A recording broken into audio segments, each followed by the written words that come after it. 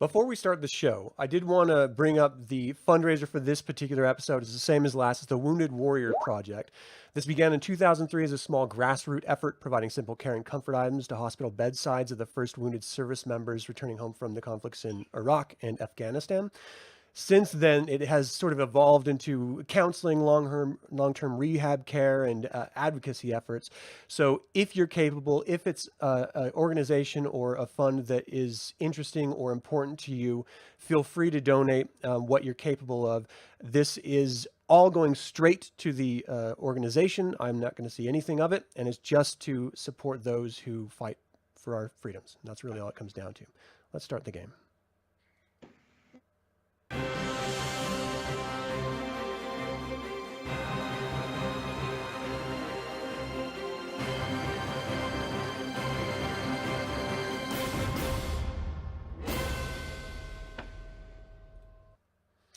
Welcome to another DragonLance Saga gaming episode. Today is our final of our four-part SAGA System DragonLance 5th Age mini-campaign called Forget the Kender. It is Baraka, Dark Ember 26. My name is Adam, and I would just like to say happy birthday to my son, a U.S. Marine, and Tracy Hickman, who is the co-creator, game designer, and author of DragonLance and many other fantastic worlds. Happy birthday to both of you and anyone else sharing this day with them.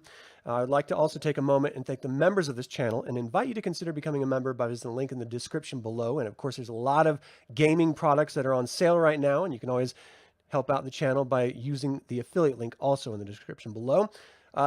Lady, gentlemen, thank you so much for joining us for this final game. Are you guys ready to conclude this thing? Oh, yes. I don't want it to end. Well, unfortunately, as all good things must come to an end. Thank you guys in the chat. Welcome, Dragon High Lord Jerome. Appreciate you supporting the channel. Dell, great to see you. Make Annika Knight. How you doing? Jason, thanks for joining live. And let's get into this. So, Anik, can you please introduce your character to everyone for the final time? Yes. Hi, guys. I'm Chris. I'm playing Anik, the Orphan Lost, Arrow Catcher, Straw Slayer, New name. Knight of the Dinner Table. Anik is a nearsighted Kender who was grudgingly raised by a wealthy human knight of Solamnia, and he dreams of becoming a knight or die trying. Let's hope it's not that grim. Virkin. Yeah, so I'm playing Virkin Bumblebum. She's a female dwarf fighter cleric. I feel like nervous about this last game for some reason. Let's hope it goes well. You and me both. Torrendale. My name's Derek. I'm playing Torrendale, the half-elf former cleric of Branchala, part bard, loves music, and loves to drink even more to cover up for all his past history where he's lost so much. Nice. I mean, that's devastatingly sad, but nice. Angor.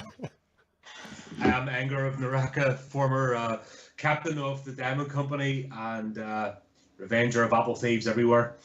I'm a mercenary captain who, after devastating defeat, is kind of lost, trying to find his way again and retrace the steps of the woman. Yeah. Well, previously on Forget the Kender, after running into some trouble while guiding the refugees from Duntoll to Solace, the party arrived no worse for the wear, with potential legal issues coming down the road. Upon appeal to Sir Holden Foldstaff, the heroes were asked to investigate rumors of a spy in the ranks of the Knights of Solamnia, in trade for sending troops. This ultimately led to a dead man, which in turn led right back to Sir Foldstaff's secretary, Lady Henrietta of Plantas. She is a spy from the Knights of Naraka and Quilinacy, and was captured by the heroes. They discovered a note sent by Terry Whistlefist from the Citadel of Light requesting reinforcements that the spy had hidden away. After rewarding the heroes for their help, Sir Foldstaff has directed the contingent of knights to join the heroes in their return to defend Duntoll the following morning. Everyone was put up in the Inn of the Last Home in the wee hours of the morning before getting a couple hours rest, and this is where we pick up our game. You are awoken early in the morning after a restful night's sleep, the best you've had since the adventure began, with the sounds of shouting voices. "String him up! Murderer! He killed my husband in cold blood! Hang him!" The sounds of many footsteps are falling hard on the wooden walkway. Through the crack below your room's door, you see a light from a candle and hear some commotion as the innkeepers awake to investigate. What do you do? Straight up out of bed, weapons on. Let's get ready. Anyone else? 5 more minutes. 5 more minutes. Stop yelling. Stop yelling. Give me 5 more minutes. Anik jumps up and he goes, "All right, murder investigations are our new specialty." Get some business cards. Okay, you hear the booming voice of Karaman Majir as he opens the front door of the In the Last Home, which is a bit of a ways away from where your room's doors are. There's the dining area proper before you get to any of the inn rooms, and you hear him calling out, What's going on here? What's the meaning of this? It is early in the morning. You guys recall Goldathus's voice, the half-elf female who ran the refugee encampment right outside of town, as she speaks up. You have someone in there that murdered someone's husband over apples, no less. Do you believe this? He's like, murderers? Who are you speaking of? Angor. Actually, they don't know your name. It's one of the company that spent the night with you. They've been working with the Knights of Solemnia yesterday, but there's murders among them, I swear. And you hear people in the background, get them! Just push through the door! No one dares step through past Karaman at this point. He pretty much fills the door frame. What do you guys think? Right, there's no reasoning with an unruly mob. So Don't we're worry, each in guys. separate I'll rooms, talk to okay. them. I got this.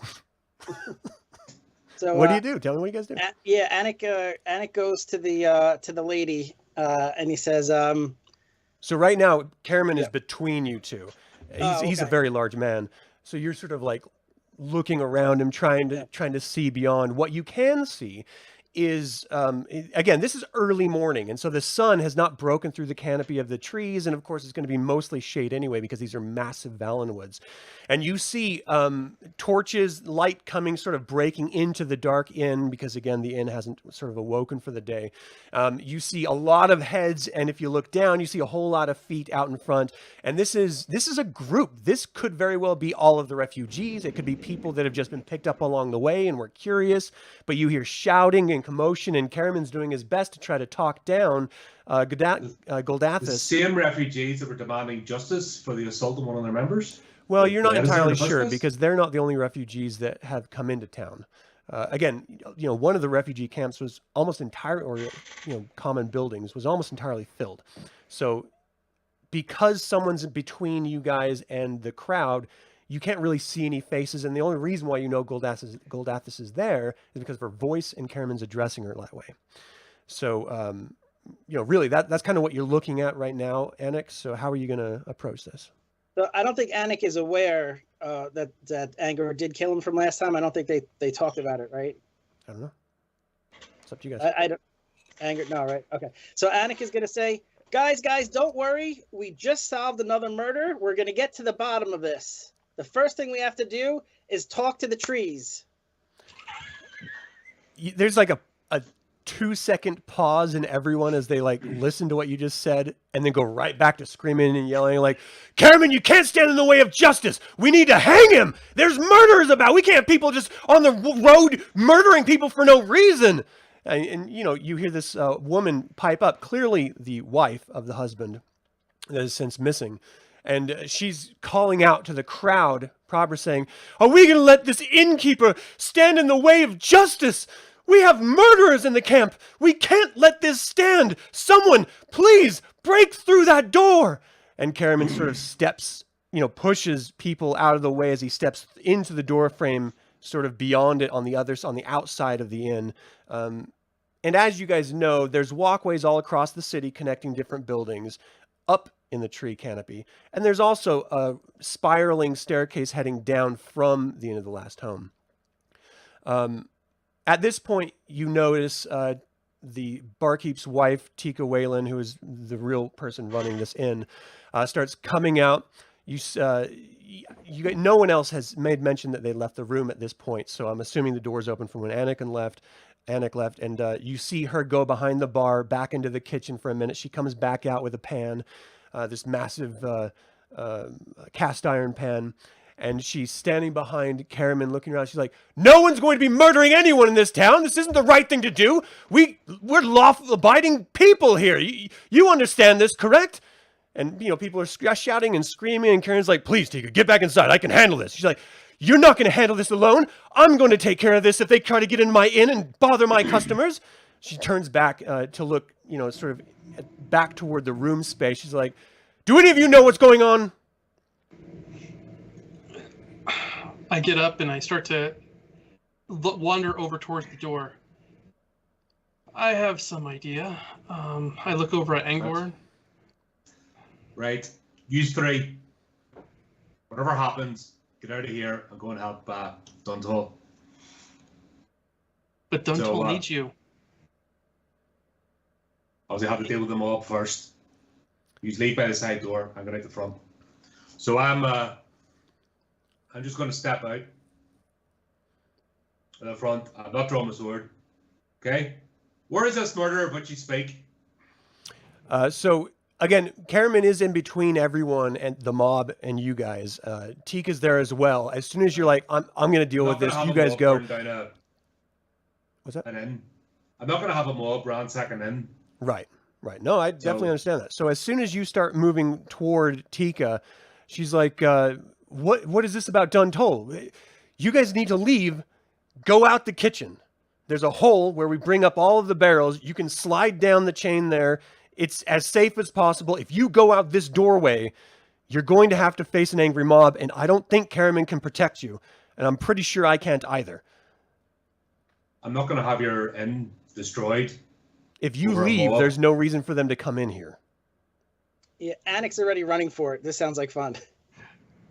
Angor, there's nothing we can do. Let's leave. Duntall needs us.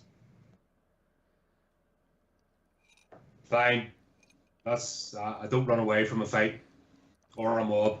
She's like, hopefully this isn't a fight that you're running away from. They're not going to hang you. We'll probably have to talk to them for a while and maybe give them a free round, but we can take care of this. You need to leave. Okay. Speak to our group about the cowardly filth that attacked one of our ladyfolk. You'll find your true murderer. She's like, I will bring it up to the constable for sure. Karaman's like, Okay. You can actually see Karaman being pushed back because the people who are up front next to him are overhearing this through the doorway. And they're like, they're going to be leaving. Get back down to the ground level. Everyone hurry. Now, you are pretty high up in the canopy. It's going to take anyone a long time to get down to the bottom. But time is of the essence. If you're going to move, you need to move. Fine. I'll return after I've finished my business in Duntall, and we'll sort this out once and for all. Right, let's go. Start jogging. So is everyone else moving to the kitchen as well? Yeah, I think Anik, as soon as he heard the idea, was already halfway there. As soon as you get into there, you do see that it looks like there's been a gully dwarf in here for a while, peeling potatoes and sort of cleaning up and almost making a mess more than he's actually cleaning anything. But he just turns to you and smiles his big toothless grin and just waves a dirty dish towel at you as you enter in. I'll take 2 of those to go. And then he goes to on the raw the potatoes. Okay. And then he goes to try to slide down the like a chain. Okay, so what you do see is a massive chain on a sort of a pulley system. It looks like it has like a lock on the top right now, holding up this sort of platform that it looks like they can roll stuff onto if it's released down to the bottom, and then pull it all the way up. But the lock keeps it in place so that it's not sort of just dangling free. Okay, gotcha. So could he try to like shimmy down it? So you're going to have to lower it in order to get down. So it's big enough for one medium-sized person, basically, a big keg size. So if you're all going to do it together, you're going to have to do it one at a time. You're going to have someone go down first and everyone else slide down. And, I just need to know how you're going to approach this.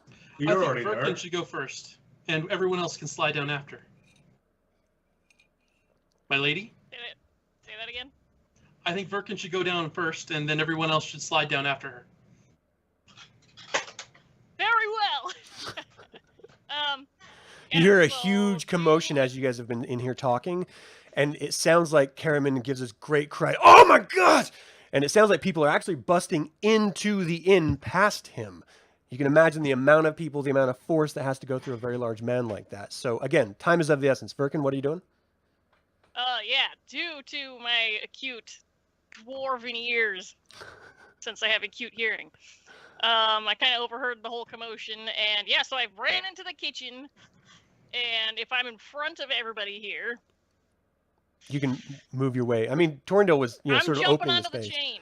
You jump onto it. All you got to do is pull the lever and like guide yourself down, or have someone up here guide you down with the chain.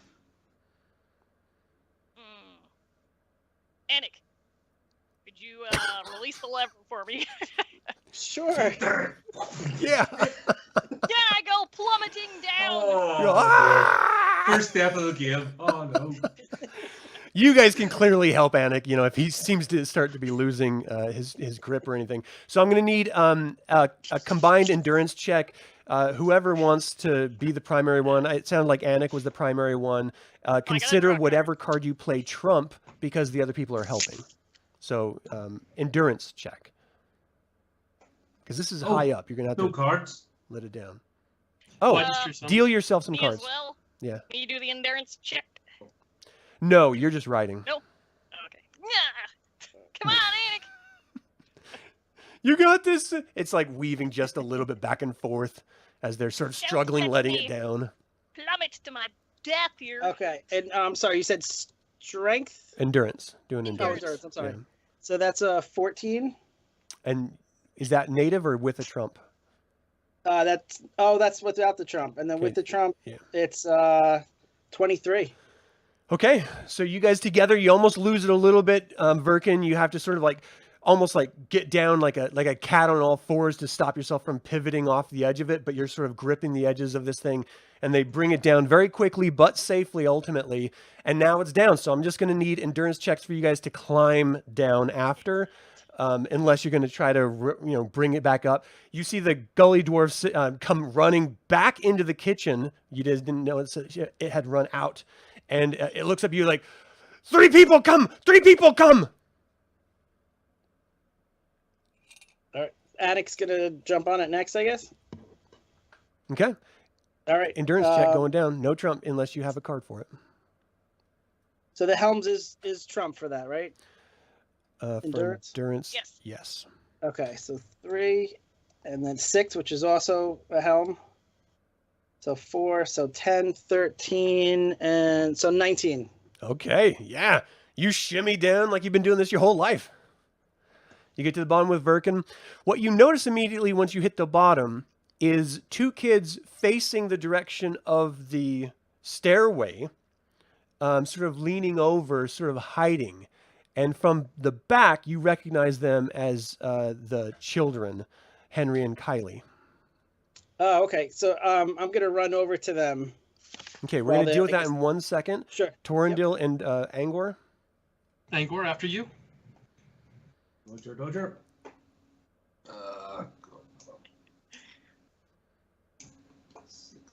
13.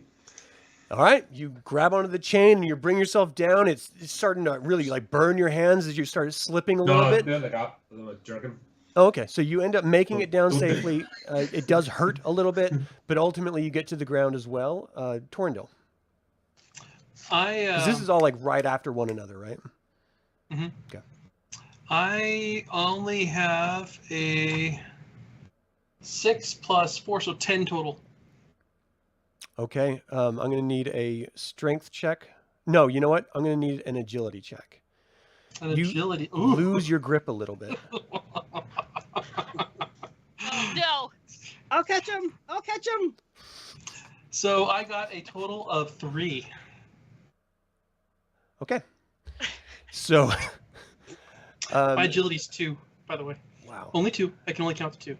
So you lose your grip as you're coming down and you sort of flip back. You reach out, try to grab it. Your hands grab it just a little bit, but you lose your grip again. You hit the ground pretty hard. You're going to have to reconcile 7 damage with your card. 7 damage. Now, do I get to draw back what I had before I spent the cards that I just did, right? Yeah. Okay. Why can't I get rid of this card? All right, so 7 damage. Let's see. We will do not that one. Let's do that, and that's like, yeah, we'll do 7 damage. You have down one to 4 card to do it, or cards. how many cards did you lose?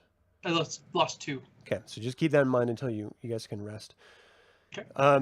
Yeah, you hit the ground. The wind is knocked out of you. You can't really talk. You're just sort of sucking wind a little bit, like, trying to breathe. Anik, you are moving toward those kids. What did you do? Can I go up to talk to Slash or Yeah. next round? Yeah, Okay. I mean, you go So- right up behind him, and he like sort of shocks. Didn't realize that you're going to be coming down that way. He's like, "Hey, Anik!" and he like puts his arms around you, and Kylie comes over, and she puts her arms around you as well. Hey, Slash, I'm so glad you're here. I was going to come to your room. As it turns out, we have to leave sort of quickly. We thought they for were a going to while. kill you. They were talking about hanging people. Oh, no, they meant hanging out. No. We're going to be fine. But listen, it looks like we're going to go make sure that your town is safe to come back to. So I have an important mission for you, given right from the Knights of Solamnia. They've Okay. officially made you a squire in training. Like a squireling. Really? Very prestigious. Could I be And- Sir Slash? Yes, but here's your mission. It's very, very important. You have to keep Kylie safe. I'm giving you my sword, Straw Slayer. Really? And your job is to keep her safe here in Solace and to stay until we return to make sure that your town is safe. You all start we to have hear in this world- footsteps charging down the ramp a little bit. Thank you so much. Absolutely. I'm counting on you. Keep her safe. All I'll we do have it. in this world is each other. We have to protect it. I promise. I'll do it. I'll take care of her. Kylie's like, All right, I have to give go. me the sword. You don't need to protect me. I'll protect you, Slash. Stop making fun of me. I have to run. One more thing. If you stab it as he's running away, if you stab a draconian, run before it explodes. Okay, bye. What's a draconian? Okay, as you run away, everyone hears the footprints. You can see people moving across the catwalks up in the upper canopy, and they're like pointing down, shouting down at you guys. You see people just waking up regular course of the day all around you, just sort of standing by, like staring, like, what the hell's all this commotion about? So what do you guys do? We're getting out of Dodge. So just so Hey. you, because we sort of concluded the end of the last episode rather quickly because we were running over time, you had agreed to meet the contingent of Knights of Solamnia outside of town near the entrance to town proper, first thing in the morning. So that's where they would be waiting. Getting Well, ready it's now. okay. Make our ways there Okay. with haste. So as you guys charge out of town, just give me one last endurance check.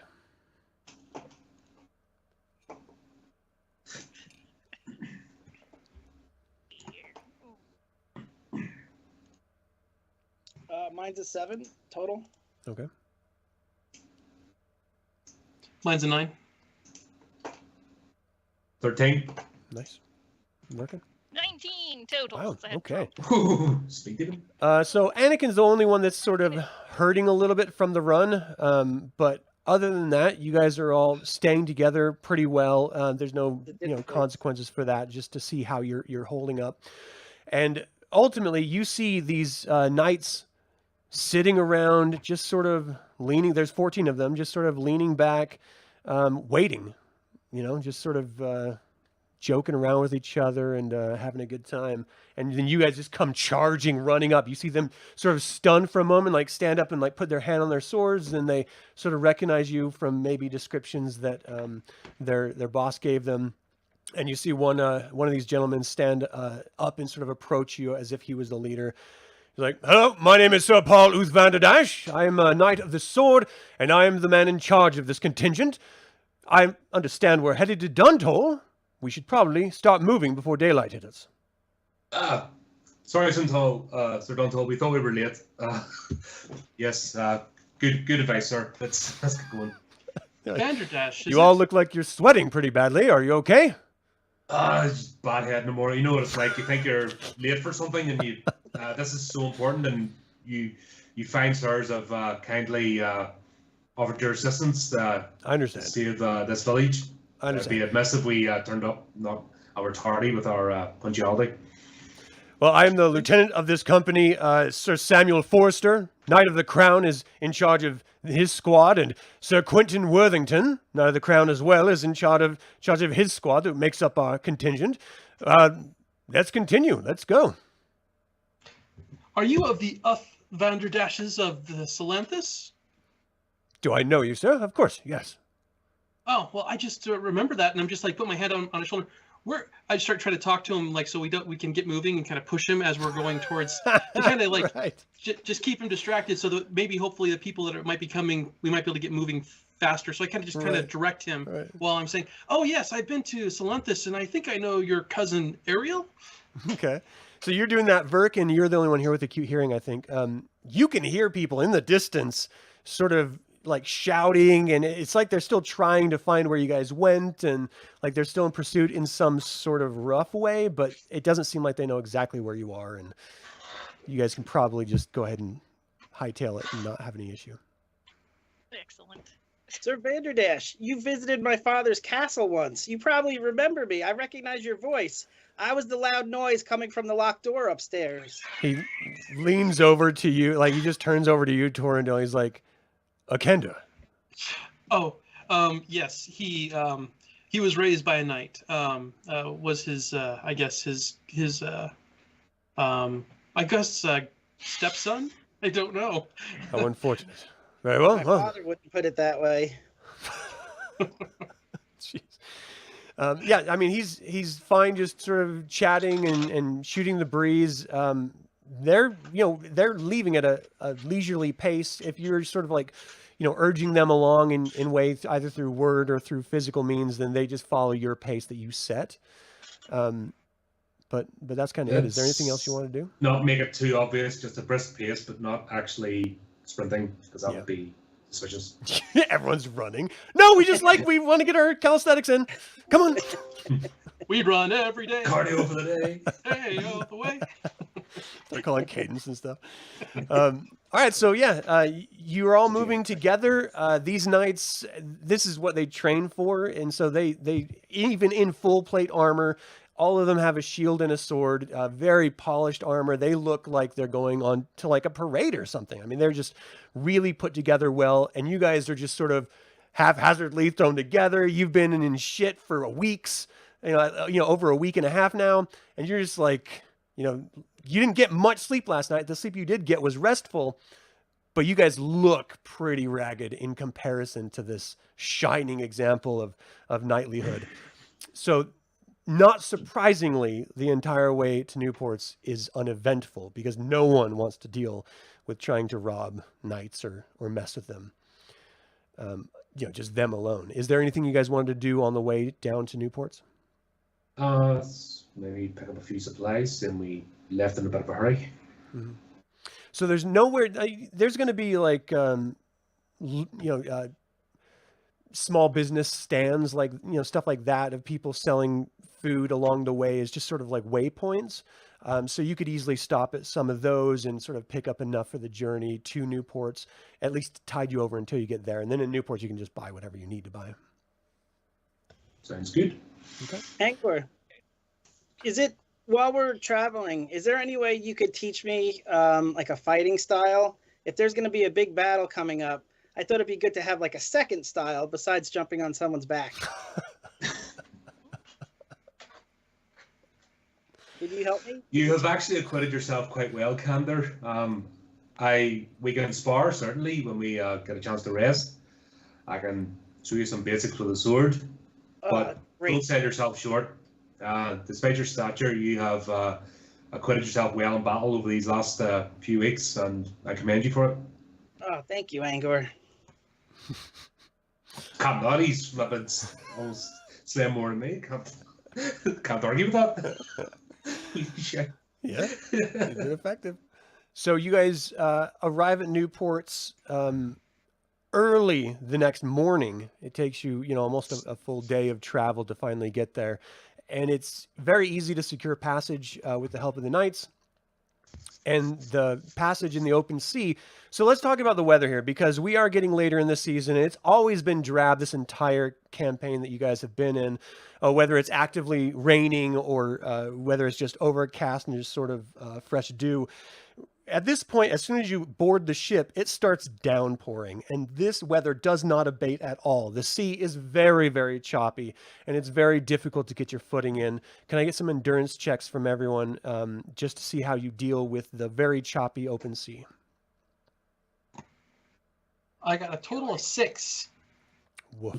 Okay. I'm barfing over the edge. Okay. Next. 7 for me. You are not far behind. I got a 22. Whoa! You are good. This is surprising too, as a dwarf, drunk again. not having any problem with the open sea. You're just like planting yourself like that tree you talked to earlier. You're just like, Yes, it's quite pleasant up here. Your team. oh, you're good too then. Tell you what, Virkin and I will go to the prow of the ship and we'll do the Titanic pose. Can I be Jack? Look at my boobs. Nice. The knights are all just hunkered down in Don't their let go. cloaks, just sort of leaning up against the railing, and you two are just doing great. And it probably makes Anik and Torrendil a little bit more frustrated that you're doing so well and they're doing so poorly. Just that whole misery loves company aspect of it. Other than the horrible travel, you arrive in Turkal, which is the port you sailed out of, without any issue. As you arrive in the port of Turkal in the middle of the night, the difference is staggering from the port you left in Newports. This is a much smaller and slower port where everyone moves at their own pace. It is the same port you left out of from Duntol originally, but since your recent misadventures, you feel the difference in pace and activity. As you leave the ship with your 14 Knights of Solamnia from Solace, you begin to wonder, where exactly you're supposed to meet Terry Whistlefist and her mystics? So the knights are looking at you. Where do we go next, sir? Maybe, is there a local temple? Well, let's do some investigation. Let's just do a perception check and see if you can see anything like that. I guess. Am I doing it? Yeah. Okay. Oh, this is going to be great. 9. Okay. Well, that's not bad. It's not good. Nothing. It's not bad. You don't fall on your face. No, there's no temples at this point. I mean, the gods had left this world about 35 years ago. And so in their absence, there's structures that at one time were devoted to the gods. In this particular place, there were more like smaller shrines that, sort of like Roman public people could go to in our own histories instead of like a big church building or anything like that. But they're worn down and just sort of abandoned. In your investigation, you don't really see anyone really making eye contact or willing to talk with you at all. They're all minding their business, and that's probably the best way to stay safe in this part of the world. So, yeah, you're just not very successful. Does anyone else want to try to find anything?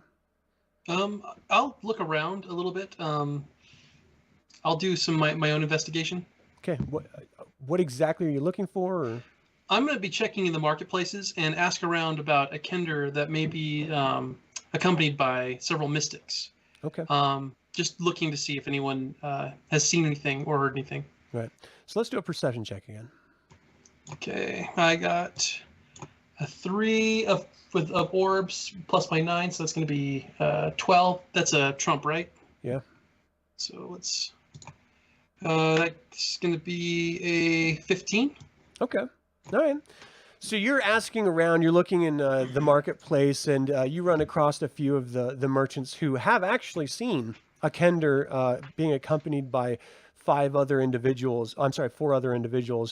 And he said that they had left town earlier in the evening the night prior. So they had already arrived here and left early. Did they head south by chance? I'm asking the question of the person. Yeah, they genuinely don't know. They just Okay. know that they did see them, and they know that they left town.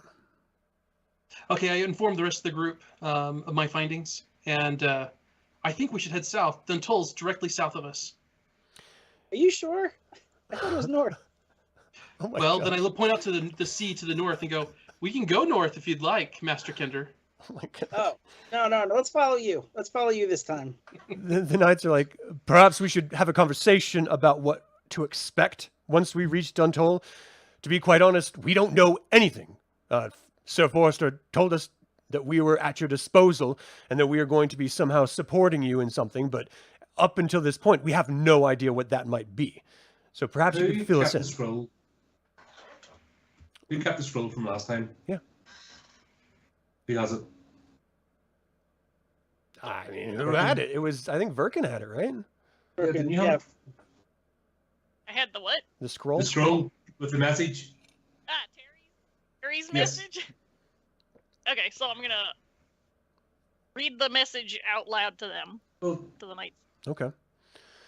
So, they're sort of contemplating what this means, and they look over at you, Angor, Sir Paul, and he's got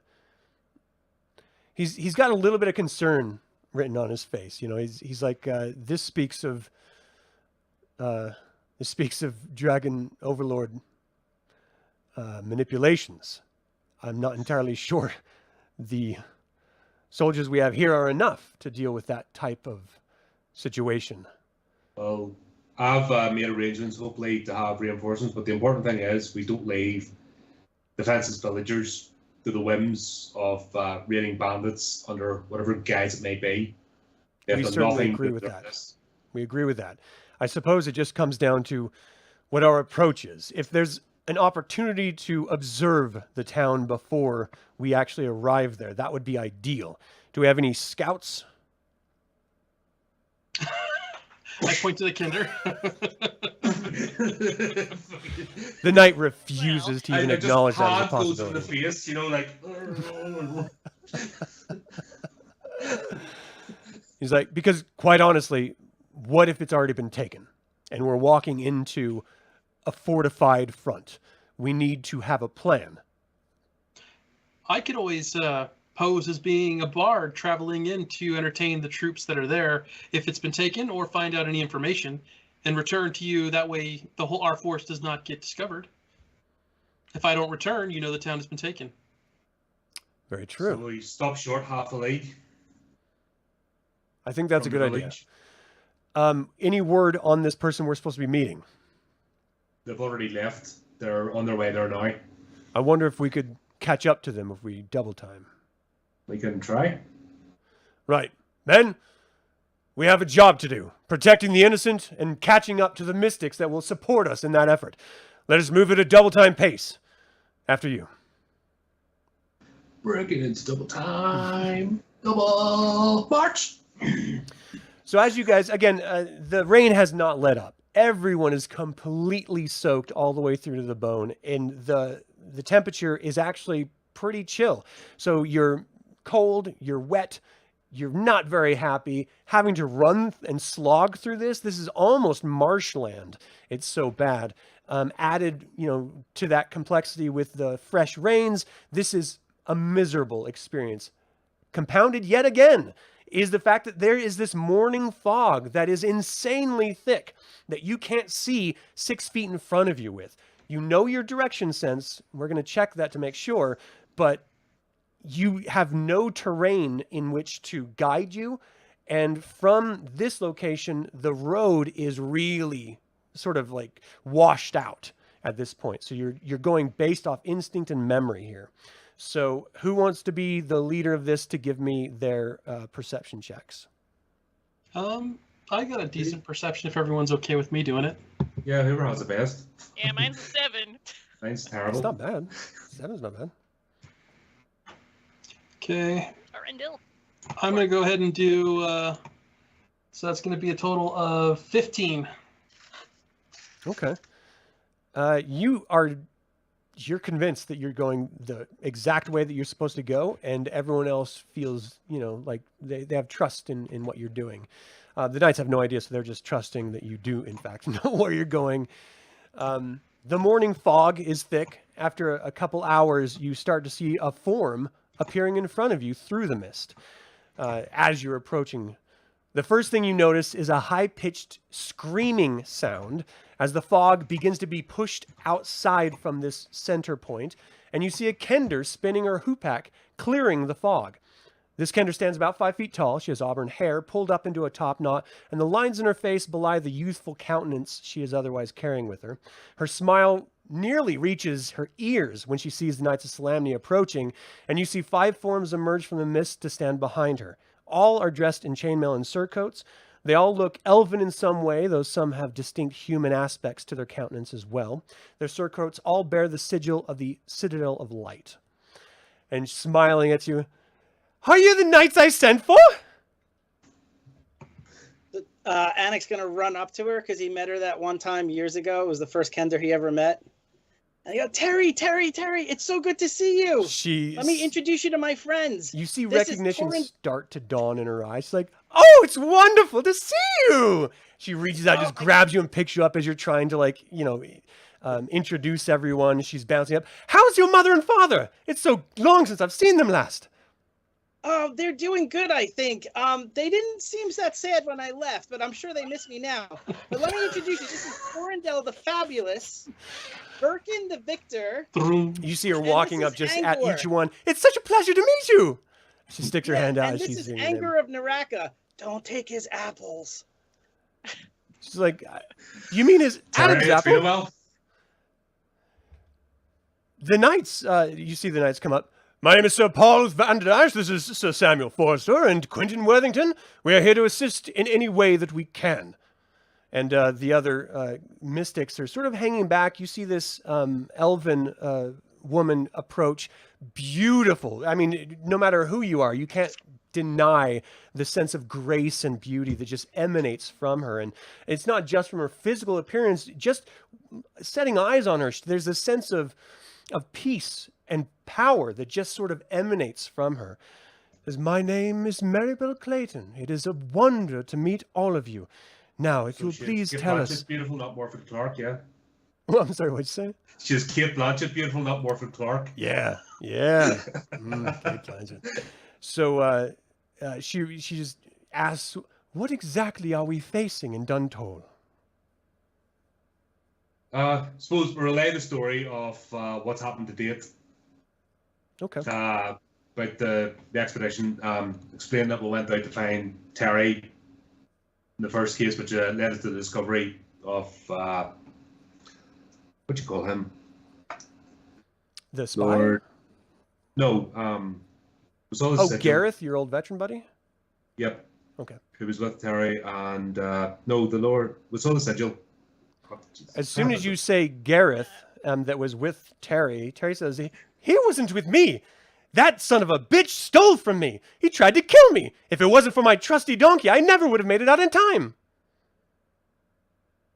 Really? Really, really.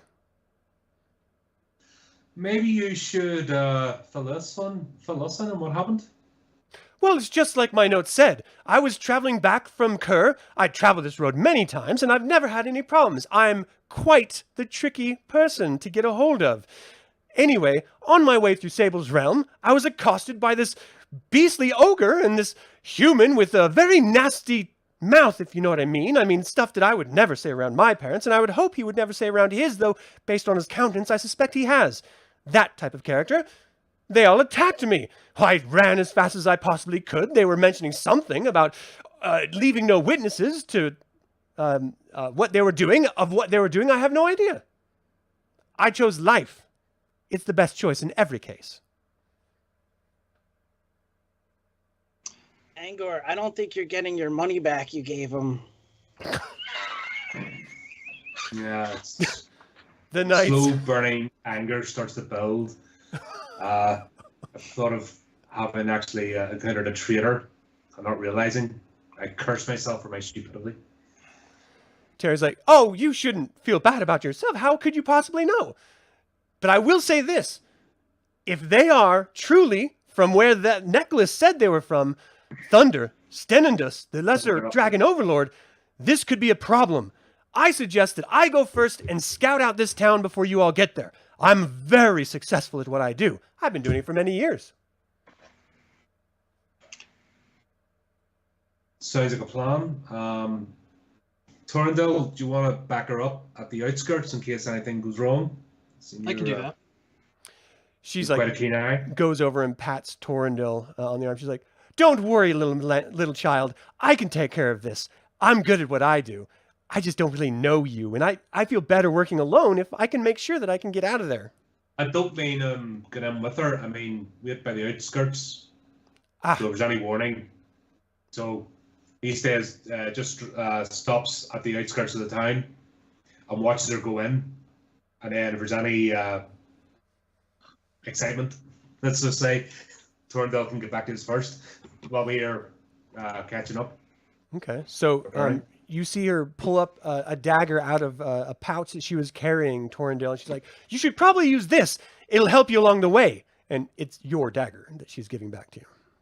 I'll check the rest of my bags real quick just to make sure I'm not missing anything else. I mean, I don't carry a lot since I am kind of poor, but thank you.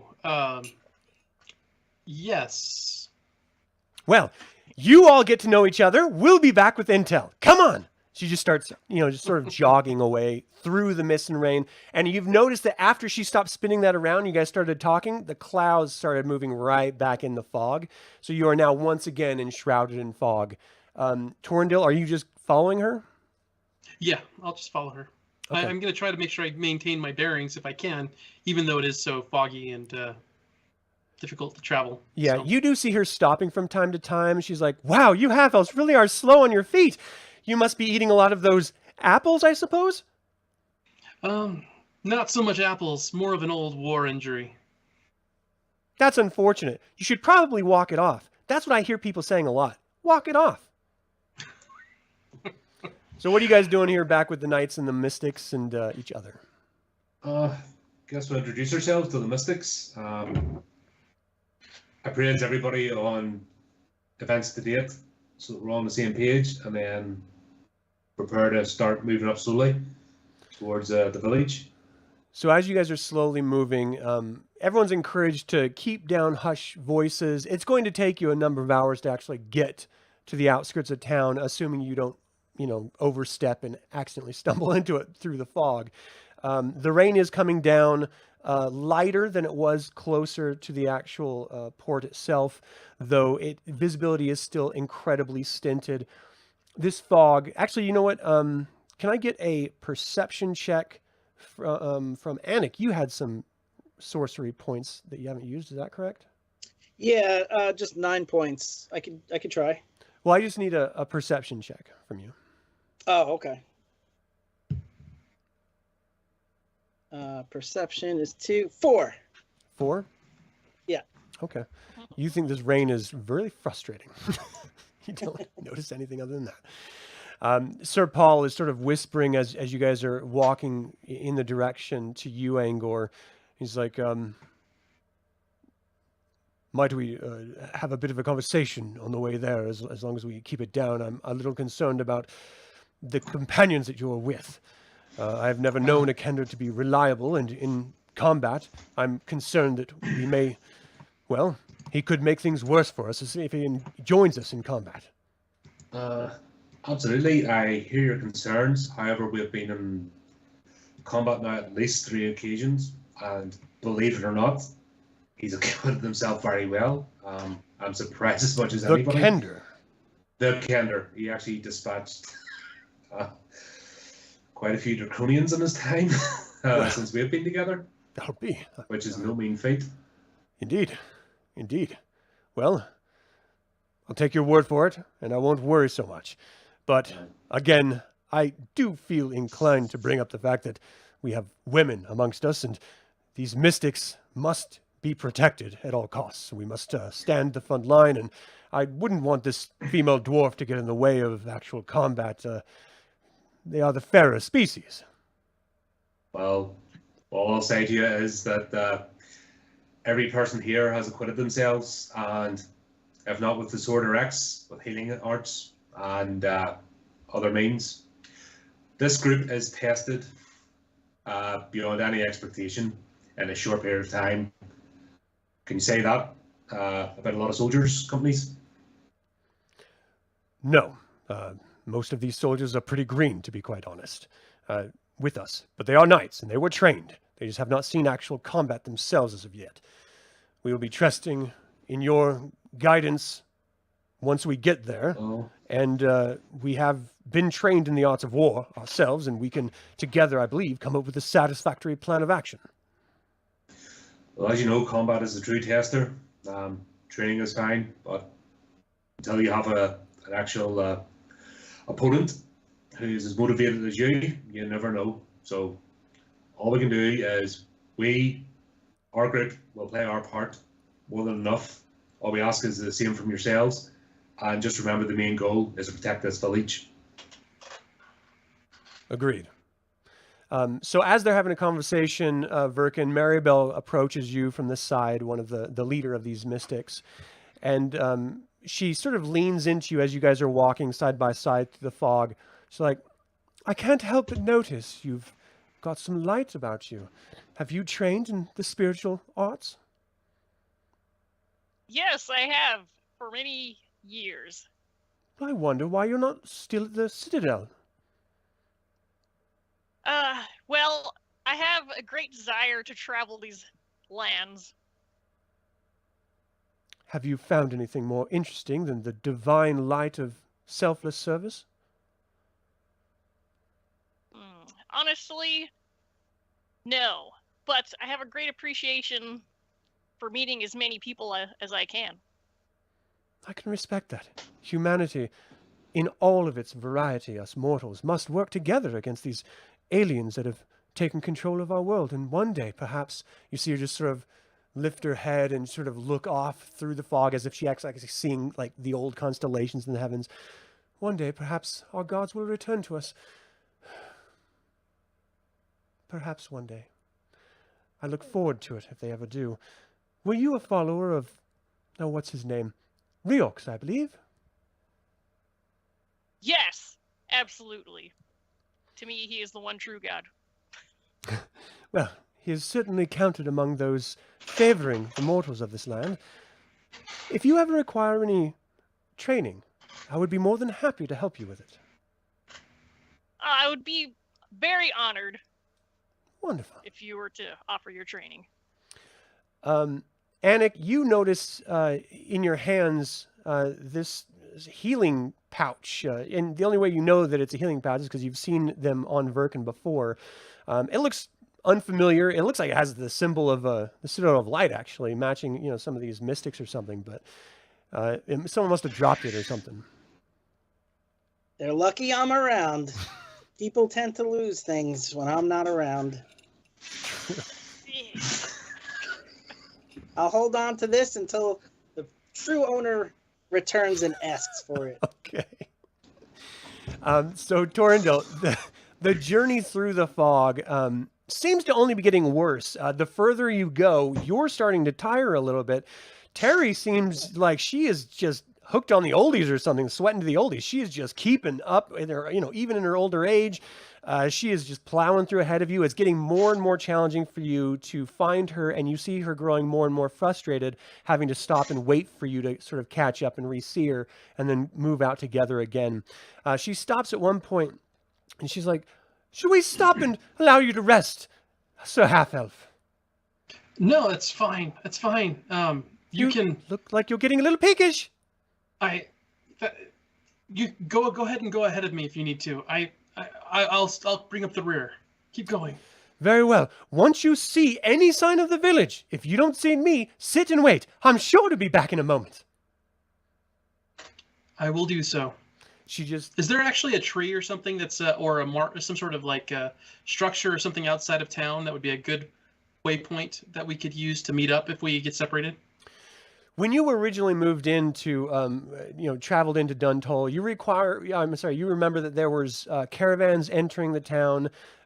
You had large rock outcroppings and you had sort of scrub oak and stuff like that, but no real large trees or permanent structures of any kind. It did very much look like, people who were setting up were doing so for the benefit of the Harvest Festival itself, and not necessarily because this is where they just regularly did their business at all. And at this point, if memory is serving you, there was nothing other than just natural, type of structures out here. Okay. Were you looking to stop somewhere? No, just saying if we got separated, I would meet her somewhere. I was going to say Gotcha. somewhere that some sort of structure or some sort of natural feature on the outskirts of town or outside of town that we could use as a kind of like a gathering point. Right. So let me have an endurance check, and let's see how well you're holding up here. All right, endurance. What's this? Okay, not really anything great. So, I got a 2 plus so that's 6, but it's trump. So let's see what I get. It's another 6 on top of that, so it's 12. Okay. All right. So you're feeling it in your lungs, this sort of burning sensation. You got this pain, that's coming in your side, but you're holding in. You seem to be doing well. The fact is, you ran your way out of town. You just walked down a mountain all night. The only sleep you got in the night previous was on that ship, and you were puking your guts out most of the time. So you're not doing great. You're definitely not tip-top shape right now. And it's starting to really wear on you physically and emotionally. But you are holding in there with those numbers. So you continue on through the mist, and this mist is persistent. What's your code in reason? My code in reason is an A. Okay. So can I get a reason check from you? A reason check. If you remember, I don't need you to be right in the village. I just need you to come up within inside of it, so you don't have to actually keep pace with Terry. 13. Kid. 13. This does not seem a natural fog that's fallen on this land. Something else has caused this. And the more that thought starts to sink into your head, the more concerned you're getting about what exactly you're walking into. Okay. The fact is, you're isolated and alone at this point. All of the other group is an hour or more behind you. Who knows where Terry is at this point, assuming she remembers where to get to Duntoll through the fog. You might lose your way as well. So all these things should be running through your mind. Is there a road that heads north of Duntoll? There is, actually. It's the path that you guys took to get into town. At this point, though, you don't seem to be able to see it. It seems like everything has been washed out, with the constant raining, the grassy, mossy terrain. You're just having a really hard time finding and maintaining the road beneath your feet. Okay. I'm going to stop where I'm at, and I'm going to slightly start to strum my lute a little bit, and just kind of just not play very loud, but play loud enough that somebody within 50 yards could potentially hear me. But I'm not playing loud, just enough to just a very gentle kind of song. Right. No Ride the Lightning. Just. I got you. You know that the fog is going to help dampen any sound a little bit. It's like fresh snowfall. When it's actively snowing, everything just sort of seems more present and close to you. So you strumming. Ooh, geez, losing my earbuds. And you don't hear anyone else, and it doesn't seem like anyone else is hearing you as you just sit here for a moment and just sort of pick the strings a little bit, but nothing. Okay. I'm going to just cast a little magic to heal myself too while I'm waiting. Okay. Because I see if I can recover some cards. Absolutely. That won't be a problem. If you want to just sit here for 10, 15 minutes, then you can just go ahead and heal yourself without having to worry about rolls or anything. Okay. Do I need to expend any mystic points? No, you'll gain them back. So okay. You're fine. Okay, I'll just draw some cards. Yeah. So the longer you stay here and sort of heal up and rest and wait, the further away Terry, of course, is getting. And we're going to go back to the other group here. You actually hear the sound of howling in the distance, Verkin. No one else seems to notice you have acute hearing. You just happen to hear, just a howling, whatever that means. Okay, so I'm gonna. I don't know who I'm standing next to necessarily. Anik! I hear a strange howl on the wind. Do I know what Really? direction it's coming from? Is it coming from Give me a perception check. where we're going? Okay.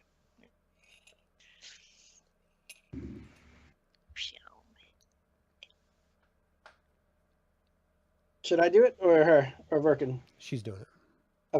Me. Hold on, I got a trump here. My card disappeared. Oh, that was a 6. Sorry, that was me. I just deleted Oh, okay. it. So 20 is my total.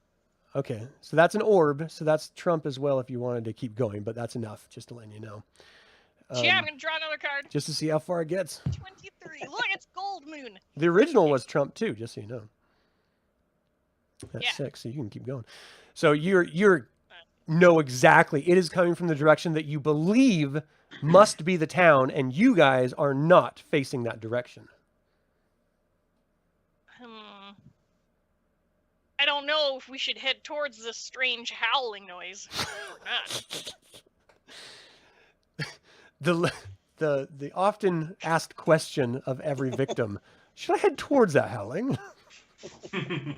Oh, Every horror movie ever. Run upstairs. Yeah, exactly.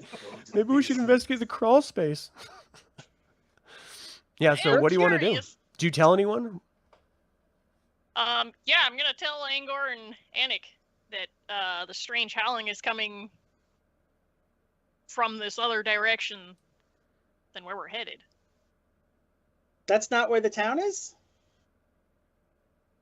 Do I know where the town is now? You Do my suspect the perception. howling is probably coming from the town, and that's not the direction you guys are headed in. You had such a good perception score that you're sort of getting your like grounded bearing. You know, you're a hill Okay. dwarf, you live Tell outside, you're the used to fire dealing and with the- rocks and elements and stuff. At this point, you just have this sort of moment of clarity. You're like, oh no, we're going the wrong direction. We should be going Yeah. there. Okay, so yeah, I'm gonna say that I think that's the direction that we need to be heading. It feels like we're going off course. Town is definitely where this howling, screaming is coming from. I think we should set our course in this direction. Oh, Harley. The knight like leaves his company a little bit and walks forward. He's like, how long have we been traveling off track? It's hard to say with this fog and mist, but it doesn't sound like we're very far off now. Terry and Torrendil, was it? They must already be there then. Well, we can only hope so. Should we wait here and hope that they return with news?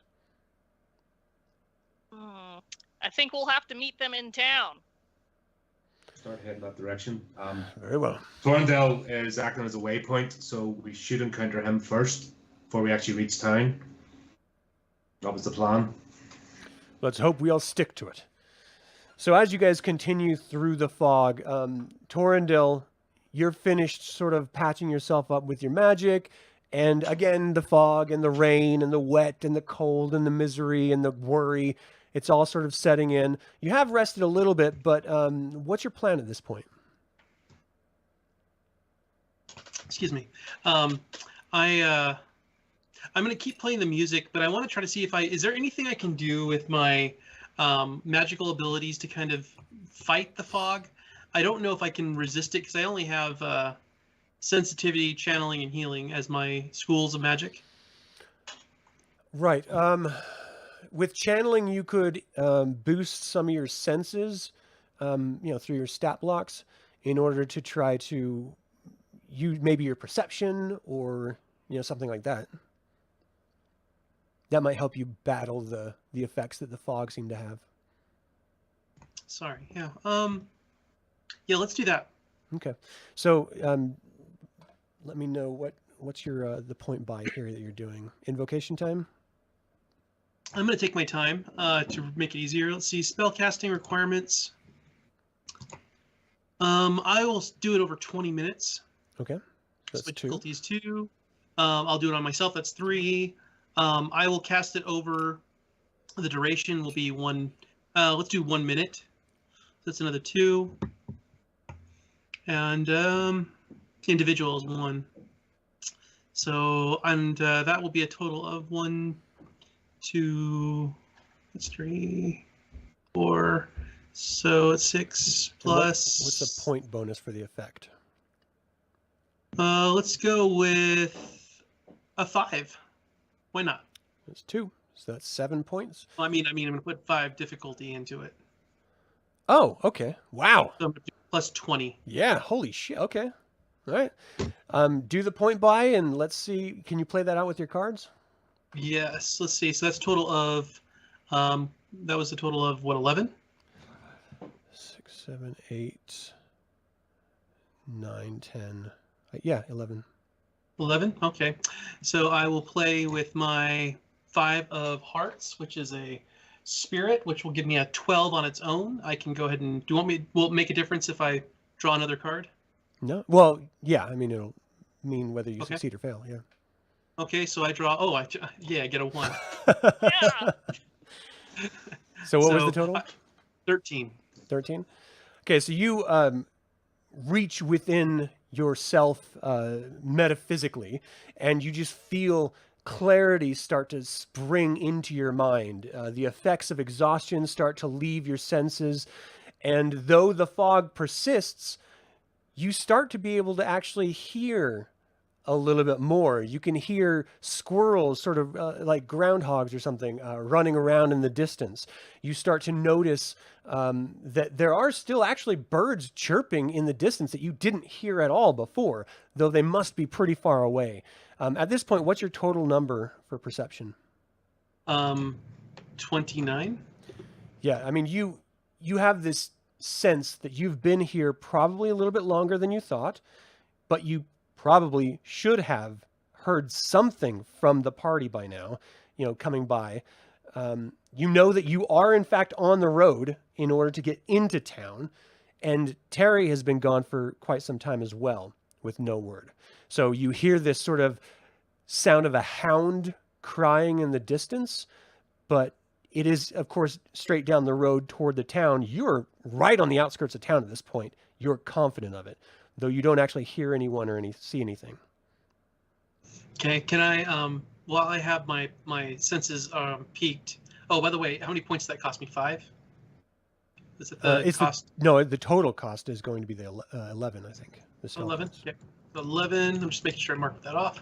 I am going to go around the eastern, or actually, I'll go through the western side of the town, and I'm going to circle the town, kind of like in a wide arc.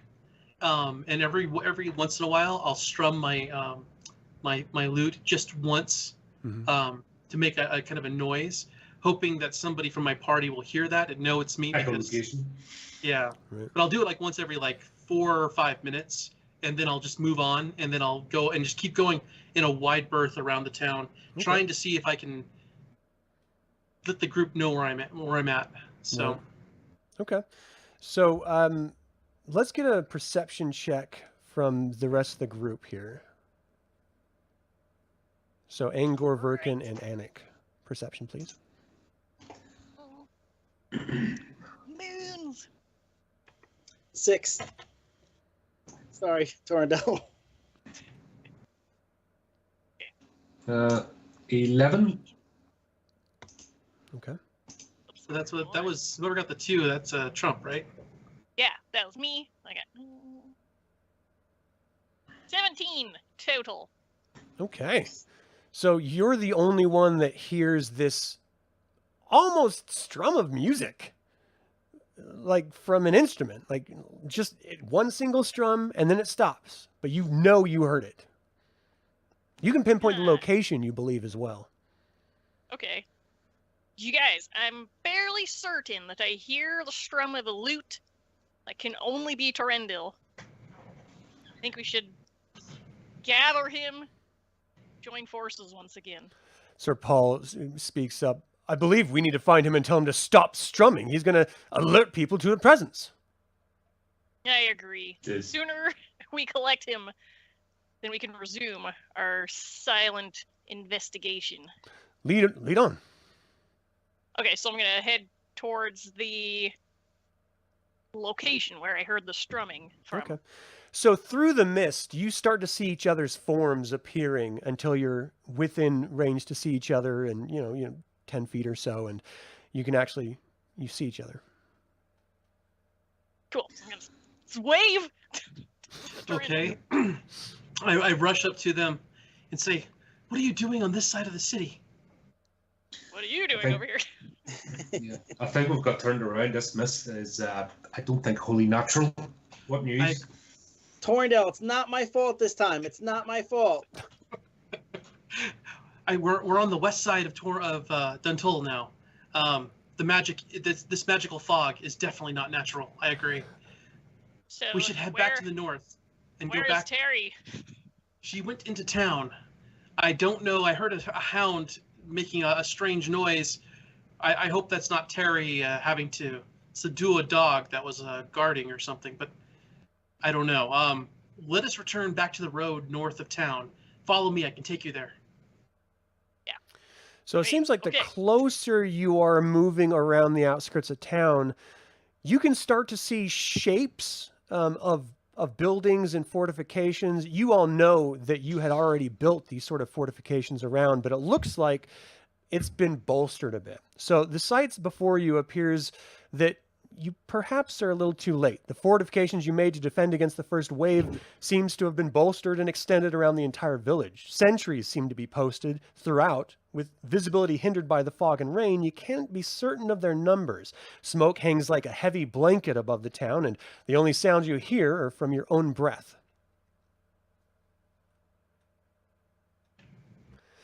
I can't tell if those are the good guys or the bad guys. What do you guys see? Sir Paul comes over and he's like, "Shh, everyone, be very quiet. We need to have a plan. It appears that our scout did not make it out alive, or perhaps her attention was drawn elsewhere, as you know." Kenny glares down at you, Anik, as you know Kender are prone to do. We need to forget about her and deal with what's in front of us. They've already claimed the town. What is our plan? We don't know if they're enemy or friendly sentries. Remember, this town was prepared for attack, so I would not suggest any overt action against them until we can determine that. But we need to find out. Who do we trust to be quiet? Not strum their musical instruments, as he glares at Torrendale. Not wander off and steal things, staring at Anik, and then looks over at Verkin, who we could trust to go in and determine who exactly is in control of this city or this village. You can trust me.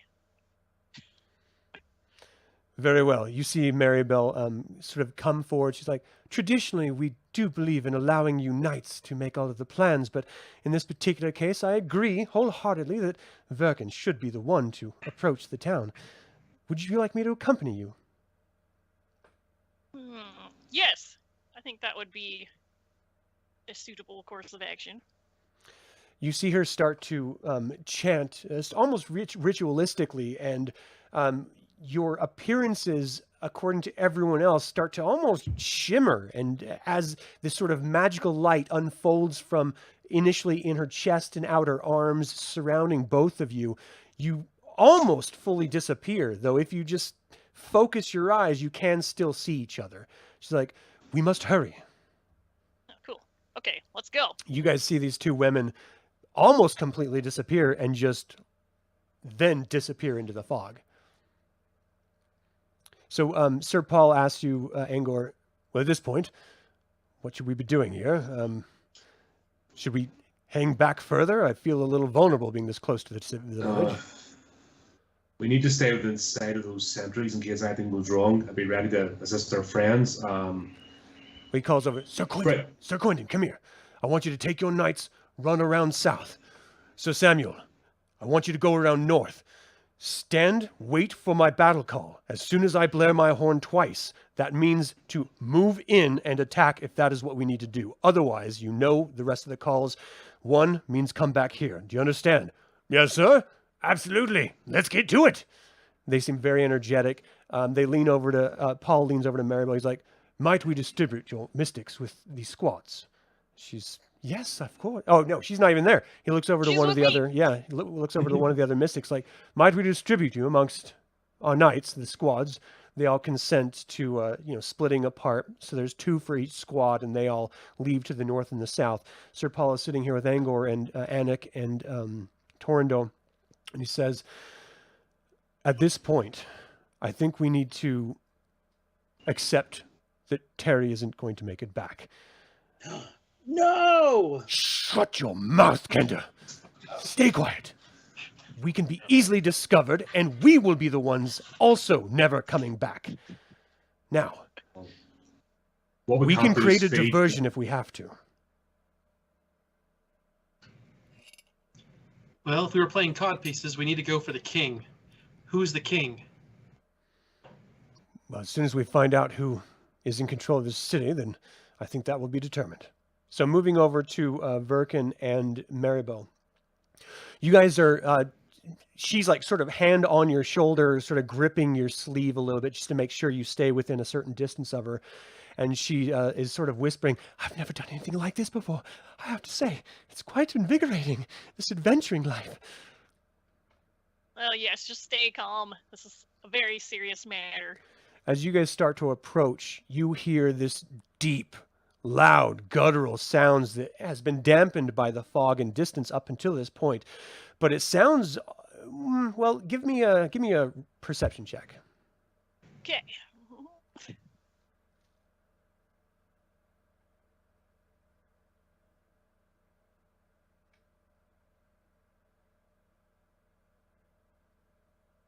16 total. Oh my gosh. Yeah, my perception is 7. Yeah, you recognize the sound of ogres speaking and basically barking orders. And then you hear this sort of almost draconic, slithery type of sounds of language. And you recognize those from dealing with the Draconians before. This town seems to be fully occupied by the whoever sent this army. They've taken the town, apparently. As you get closer to the actual battlements, there doesn't seem to be as much mist in the town. It does very much seem to be like a wall almost surrounding it. And none of these creatures seem to notice you, but you do see patrols traveling around in the village from where you are at this moment. And then you see stationed sort of waypoint observation posts that consist of Draconians, or sometimes there's a mixture between goblins and an ogre, and in some cases it's Draconians moving with hounds, in slight patrols around the exterior. So whoever's holding this is successfully doing so, and they're preparing for sort of anyone to come in. They're just waiting for that to happen. All right, so I'm gonna halt Maribel, and this is much worse than I could have thought. Well, perhaps there's another way in. Should we continue searching?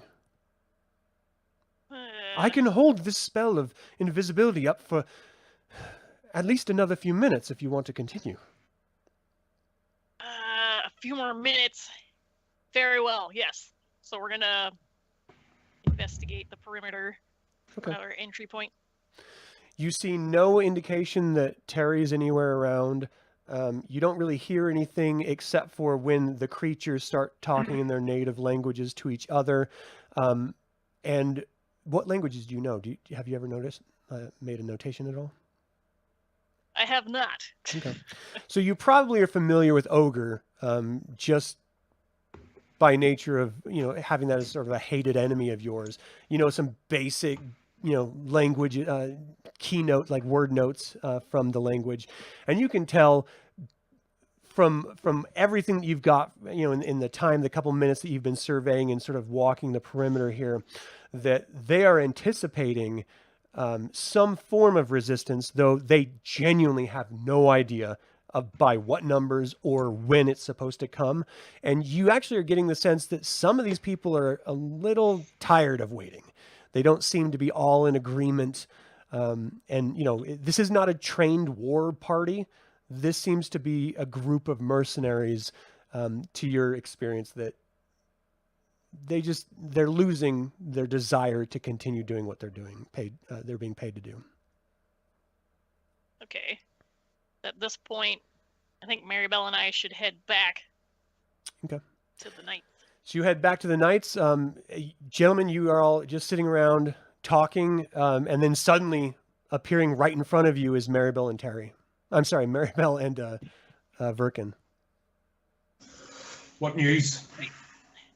Well, it appears that the whole town has been completely occupied. There are ogres, draconians. I don't know what else is going on in there, but they seem to be expecting some sort of an attack. Where's Terry? No sign of her whatsoever. Any sight of the villagers, or if they're being yelled?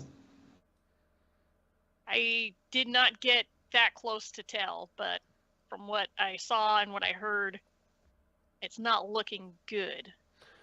Sir Paul speaks up saying, if they were kept alive, which arguably would be a wise move in order to ransom them, perhaps they would be all held together, or at least in similar remaining structures of this village. What was the state of the buildings and such?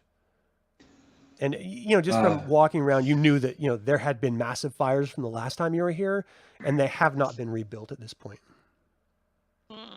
Nothing seems to have been rebuilt at all. A lot of our barricade has been destroyed. Right. Well, like I said, if we want to create a diversion, perhaps that could draw some of these creatures off and allow your party to go in and search for the survivors. If we can liberate them from the inside, perhaps we could have a fighting chance coming from out and within. Yeah, we don't have a strength to take this village back. We're kind of playing a gamble here. If the villages are in decent condition and not being brutalized too much, yes, they could help us. On the other hand, if they're not alive anymore or in weakened state, they're not going to help, and we're fighting a lost cause. This is not an easy decision to make, and not one we want to have to. What do you think, people? I can help them escape. I'm good at getting out of locked places. Well, we might need your abilities then, Master Kender. Because honestly, I don't feel good about leaving the people, if there are any survivors, in locked up or enslaved. So if this is coming from Thunder, Sable, or Beryl, I don't really care.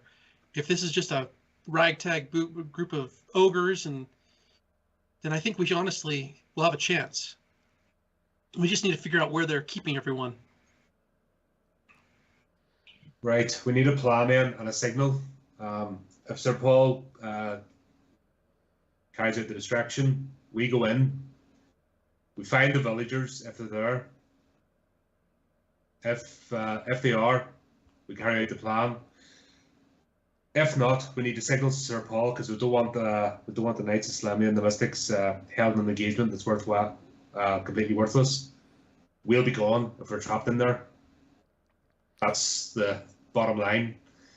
He's got to be prepared for that. We go in here, there's no villagers, there's no help. We're gone.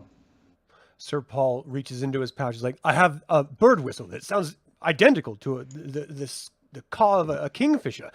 And he's like looking in his pouches like, I swear I had one in here somewhere. Oh, I have one too, just like it. You. Keep a hold of it. Let's use that as a signal. It's the best chance we have of, without me blowing my horn and signaling my knights to attack, this will be your way of signaling to me. What are we signaling? I mean, if you go in and you find the refugees and you need a distraction, or you let me know when you need the distraction, you blow the whistle and I'll signal my knights to attack. That should draw off any attention into those directions. We have the city flanked at this point. Okay, if we don't find them, how long are you going to give us till you leave? I do not want you staying here. If we die in this, so be it. But we need someone to go back, and that you sir tonight will have to be that person. I will tell you this. It is very honorable what you are suggesting. I will leave soldiers behind to continue searching on the off chance that you do not make it back. And I will go get help. But we will not abandon you whole cloth. Do not worry. No, we've set our course. Obviously, the important thing is that these villagers cannot be rescued. People need to know, and obviously this is the start of something greater. That is the most important mission. That these people do not get a foothold and carry on further. That more than anything is priority. I agree. And on that You note, tell my father too. If you could tell my father on the way back when you're getting help, tell him what we did here. I will not forget that, Sir Kender. All right, we're going to take a break right here. We will come back maybe 5 minutes. Let me know. We're going to be in our Skype call, so just text when you guys get back. Remember, your mics are always hot. Those of you joining us live, thank you so much for tuning into the first half. We are going to have the conclusion in the second half, and I hope you stay tuned. It's going to be a good one.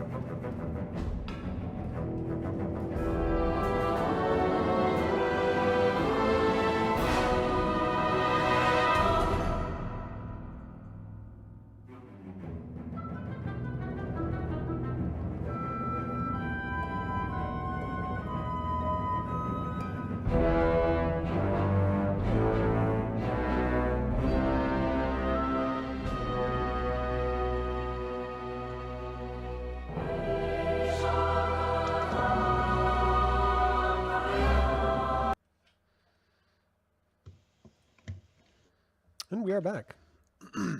Thank you all for tuning in and staying tuned in. If you did see this before we went off for break, we left off with the group ready to go in and try to rescue some of the potential survivors of the village of Duntoll, which has been completely occupied by an unknown force ranging of species from goblins to ogres to draconians and even some war dogs in some cases. That's all we know as of yet. The Knights of Solamnia mixed together with the mystics from the Citadel of Light are sort of flanking the village on the north and south end, awaiting the 2-horn blast from Sir Paul. And the heroes are going in with the aid of Maribel. Yeah, Maribel. Yeah. She's going to cast a spell that's going to hopefully keep you invisible for a little while until you blow the horn or the whistle that Anik suddenly had in his pocket miraculously. And as soon as you do, then the horn blast will come out and they'll try to divert attention away from wherever you are. So this really comes down to you all finding the right place to try to break into the town proper and to look for those survivors. Go ahead. No, I did not, unfortunately. Angor. Oh, what are you guys talking about? Well, Well, I we need to didn't get see into the any, village. yeah. So rather than charge through 4 sentries, we want to kind of find a hole in the fence or somewhere we can dig in and get through. And as Birkin and Maribel went on a scouting mission around the perimeter, as well as Thorndale, did you happen to notice anything while you were around the north side, or did your perimeter sweep? Did I find anything? You did like not. a weakness in the Ashley and fence or Maribel somewhere did. we can. Nothing Sorry, that I've seen. So Ashley and Maribel did find that, you know, the barricade was weakened in a couple spots. The closest one, you know, it seems to be arguably one of the best points of entry, though from that point, you don't really know where to go. So, you know, you're sort of at this point where if you go to there, which is what we're looking at on the map, this is, you know, where you're going to want to start blowing the whistle in order to get them to draw attention off. You mean like where we are now on the map? Yeah, unless you want to search for a different entry point, which we can. This is the one that you noticed initially. Oh, but Okay. I thought we weren't gonna blow the whistle till we actually found the hostages or the villages if there were any. Right. Correct. Will you do that too? Yeah, because we're not going to do it now, because obviously once we blow the whistle, that's the knights engaged. We'll want to use stealth and find where the villagers are, see what condition they're in, arm them, and then blow the whistle, because then while they attack from outside, we're going to attack from within. Okay. That was kind of the plan. So right now, you guys are benefiting from an invisible spell that is not going to last terribly long. Maribel had suggested that it might give you 3 to 4 minutes of invisibility, but at the end of that, it's going to just drop, and you guys are just going to be just standing there naked amongst yourselves. So, Right. So we need to get under cover. Is there any structures that are considered to be fairly large? Didn't they say they had a prison or a location for keeping captives? yeah, there was. Let me zoom out. I don't know if you guys are seeing the map as I'm seeing it, though. I can see it. Yeah. Yep. Okay. Yep. So see us in the bottom So you left. notice that this building right here was the spot for the jail before the burning of the village. Assuming it's still intact, possibly, you know, that's still where people are or something, but you don't really know at this point. I think that's the first place we should check. Yeah, so can we use that building for cover? Can I click on this? If you can, right now, yeah, you guys should be able to control your own characters. You're going to have to draw your own cards from the deck again. I wanted to make sure to recall all the cards so we didn't have any missing or anything again. Go ahead and draw your hand, and then just move your characters. Right now, you're invisible, so you tell me where you're going to go, and just go. Well, if we're invisible, let's just go through the road right here. Just, yeah. Yes. Straight to the the center of the town. Quick as we is where can. I'm headed. Yeah. Try to cover as much ground as we can. So Okay, you guys start to hear like the sounds of like barking, sort of like just, animals being handled down this street. oh, does invisibility doesn't really that doesn't mask our scent or anything, does it? Invisibility does not. No. So we How's your hygiene? yeah. Not very Pretty good. poor, right? Whose 7 is Yeah. that on the table? Anyone's? No. Sorry. All right, No. No. I'm going to delete it. No, don't see them. Okay, so as you move over this direction, you're noticing that the town itself in this interior space seems to be kind of quiet. Verkin did notice that there were patrols that were moving around, but at this particular point, you don't really see anything. It looks like maybe the majority are either in buildings or they're on the outskirts watching. So wherever the command tent is at this point, you don't really know, or the center of command. But again, this is a village. This battle map is the closest approximation I can have, so it's not exactly, the sort of Plainsman village, but we're just going to go with it. This is basically the best possible way, but you do know that through this alley right in here, that's where you're seeing, why is this stupid little, there. Through that space right here, at the end of that is where you're hearing animal sounds. The fog is still present, giving you a little bit of concealment, but it is not as strong as it is outside of the city. So you can't quite see what's down there at this point, but you know that there's animals down there. Verkin, again, has seen people like patrolling with animals, so she knows that they're out there. With my acute senses of smell, can I smell the difference between humans and animals? Interesting. Give me a perception check. So your acute nature drops the difficulty down, so it makes it easier for you to determine whatever it is you're looking for. Okay, let's go ahead and I'm going to play a 9 Whoa. with a perception of 9. That's 18. Nice. Okay. So yeah, you can tell the difference between the sort of lizard-like musk of draconians versus humans, or the brutal BO of an ogre, or the scent of a canine, ostensibly. So yeah, you can definitely tell the difference. Okay. Do I smell anything in the building that tells me what's in the building? If you're just moving up closer to the building, you can see that part of it is burned out. So you're gonna have to, be a little bit careful as you're poking your head in and stuff. But you don't see anyone inside. You don't smell anything inside. At this point, you're getting this overpowering scent of burnt wood and ash, and that sort of that funk, that sort of campfire put out smell. Okay, gotcha. Can we use that for cover? As in, stay close to it around the outskirts so that they don't pick up our scent.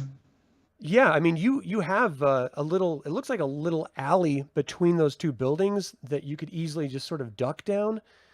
And Verkin, can I get a perception check from you? Yeah. You guys know that your invisibility is about to drop. It is, Oh, great. coming down. Yeah. So that's the same. Use the buildings, and also the burnt out buildings, that smell, use that for cover so that the animals don't pick up on our scent. Right.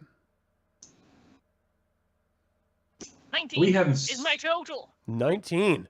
You can Yes. hear We are animals sparking. coming. Animals? Yeah, like dog. Like you can hear like the sound of like a panting, like coming down from this direction. I don't know if you guys saw that. There. Okay, so I'm gonna, in a loud, hushed voice, tell everyone that, I hear some wild beasts headed our direction. Let's take cover. Use the building. Uh, Move. Quick. In here. And I move inside this building here. Okay. okay. Again, Yeah, you I'm have joining slight you guys. concealment just from the natural fog. Anik, are you just hanging back? No, I'm gonna go with them. Okay. So you hear this patrol coming down, and it sounds like it's getting right next to you, and you hear this sort of lizard draconic speech just barking out sounds like "What's this?" and the animal just like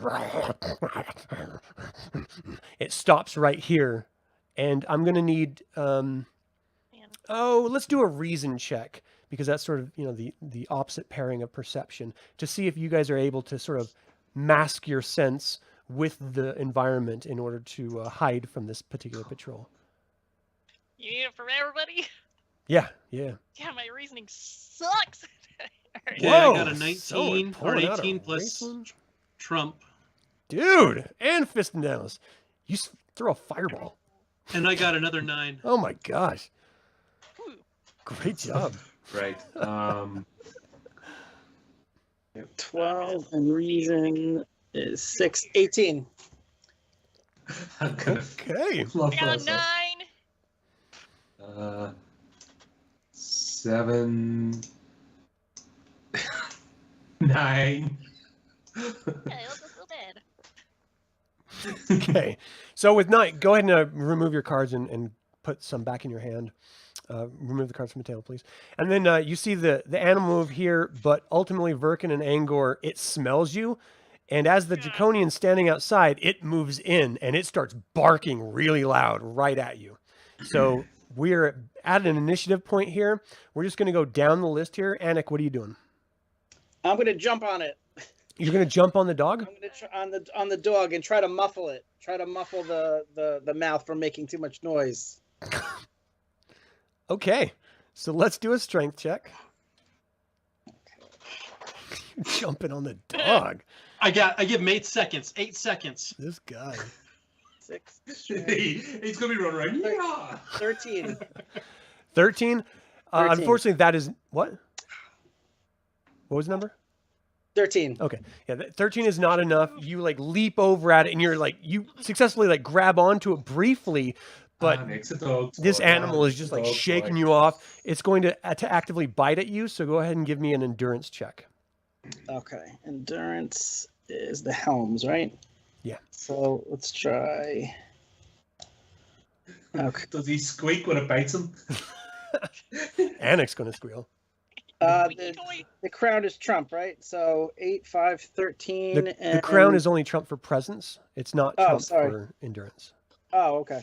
It's the helmet. Oh, my bad. Okay, so 8 and 6, so 14.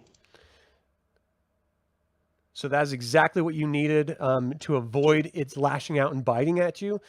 But it does not seem very happy. And as soon as you hear, like everyone around you, you guys hear the dog start barking and like attacking you, like making a bunch of like rabid sounds. The Draconian like climbs up on the rubble and peeks in. Ah, yes! More creatures to die by my sword! The Great 10! Leaps in. Okay, so next, Verkin. All right, so since I have animism, am I able to, cast a spell on the dog to dominate and control it? So it's on our Well, side. it lets you communicate with animals. If you're going to try to use it to sort of overcome them, you're going to need to be able to really do some big casting numbers. Do you have those types of cards in your hand, sort of metagaming it, to see if you're able to? Do you have like a really high numbered card in your hand to be able to do that? For like spirit. Yeah. Essentially. Yeah. I do actually. Well, then if you want to try it. No, I don't want to talk to the dog. So I guess I'm going to.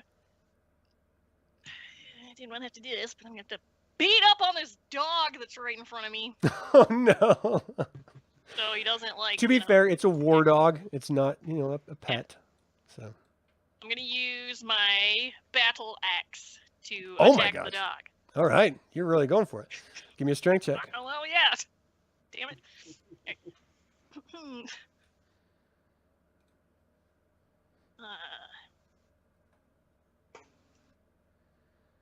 All right, that will give me a 14. It's exactly what you needed to hit it. What's the damage you do to it? So it's your strength modifier plus the weapon modifier. What is the strength modifier? Whatever your strength number is. Okay, yeah, right. 15 total. 15? Oh yeah, my strength is a 9. And, god. athletics is 6. Okay. You hack this war dog in half. You just come down right on its spine as it's biting at Anik, and you just sever its spine. It just drops to this little and just dies works right too. there. That works. Holy shit. You had it coming. He had it coming. Poor dog. I feel bad. All right. So the Bazdrakonian sees you do that, and he immediately leaps at you with his bastard sword and swings. So I'm going to need an endurance check from you. Good grief. Yeah, I don't have a helm. Okay. But look who I do have. Alright, my endurance is 9, so it's 18. That'll do it. You bring your axe up and riposte his attack. He's like, "You killed my dog! You will pay! 10 will kill you!" So let's go down to Bring Angor. it on! Angor. Poor dog. Lunging straight for the Draconian. Just kill it as quickly as possible. Right? Strength check, please. Right then. Oh, God, my cards are poo. So that's 13.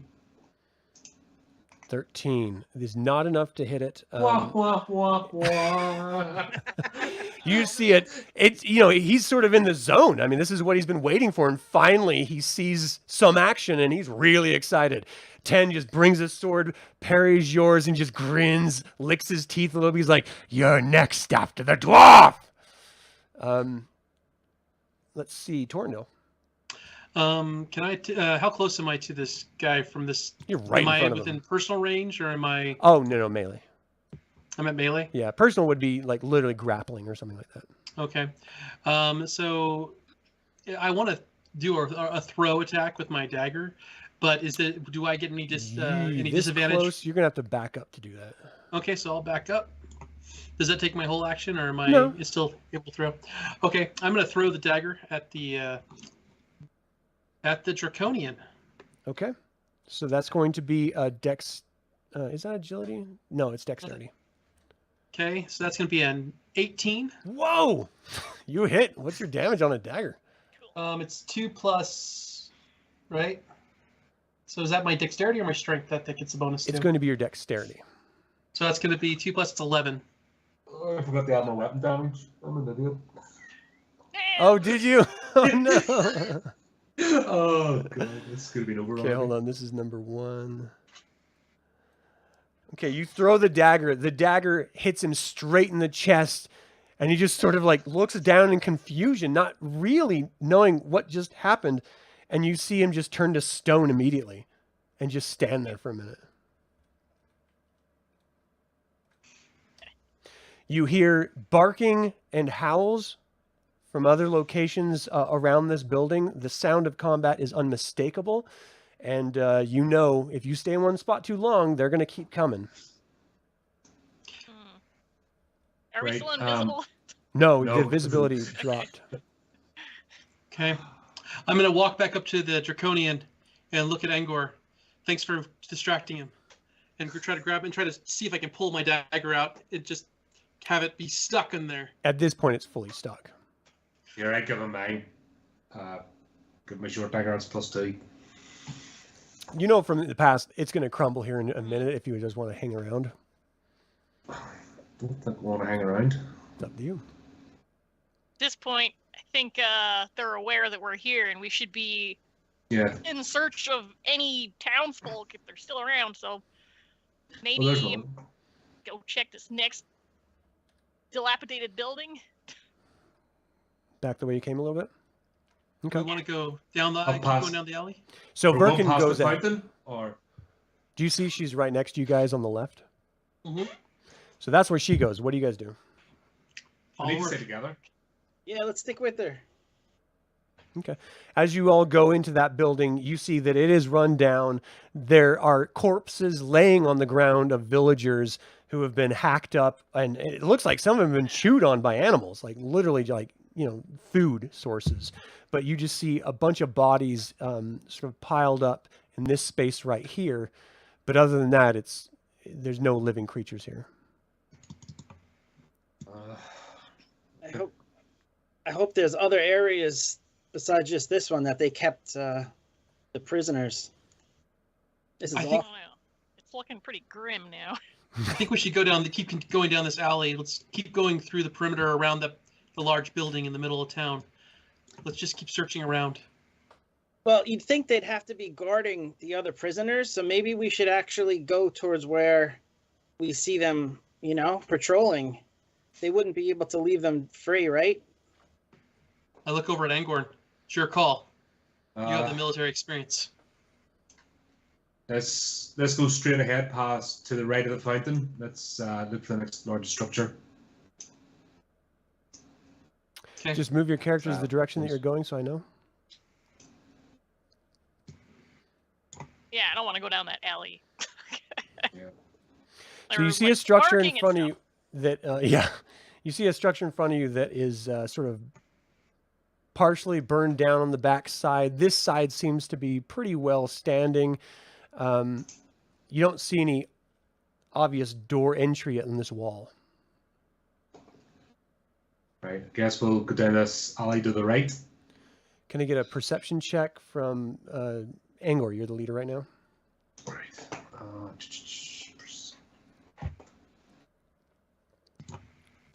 Of course, I don't have any trump cards. God. That would be an 8.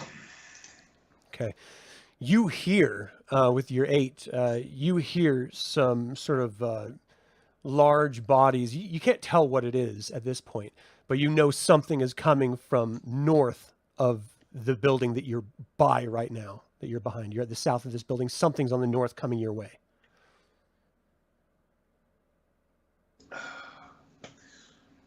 Right. They're alerted to us. We can't stay here. I really don't. This is not good. We're not leaving without Terry. We don't Terry even may know already if be Terry's gone. here at this point. Us Kender are hard to get rid of. She's here. What if Terry's waiting at the meeting point that Torrendale was at? Just waiting. Oh God. Right. If we go north, we're gonna run on these ones. Let's go east. Yeah. Can we get through? Can I click on this? I'm trying to This figure out is where actually- east is. So you're going through the... Right. So I'm working on a map that we're heading. So point of reference to fountain in the middle of the square. Yeah. I'm saying we're to the east of that, Okay. northeast. Yes. So I'm saying direction of travel is north. Is that correct? Yes. Oh, so we want to travel east. If I click on this, That's this can we direction. get through this building? If you go through this little sort of corner alley right here, you can go to this building, but that is where the direction of the sound that was coming from. Yeah. So we can't get through this. No, that is a structure. It's broken down. It's burnt down. You can actually see inside of it. It looks like it was once an apartment of some kind. We can't go through. No.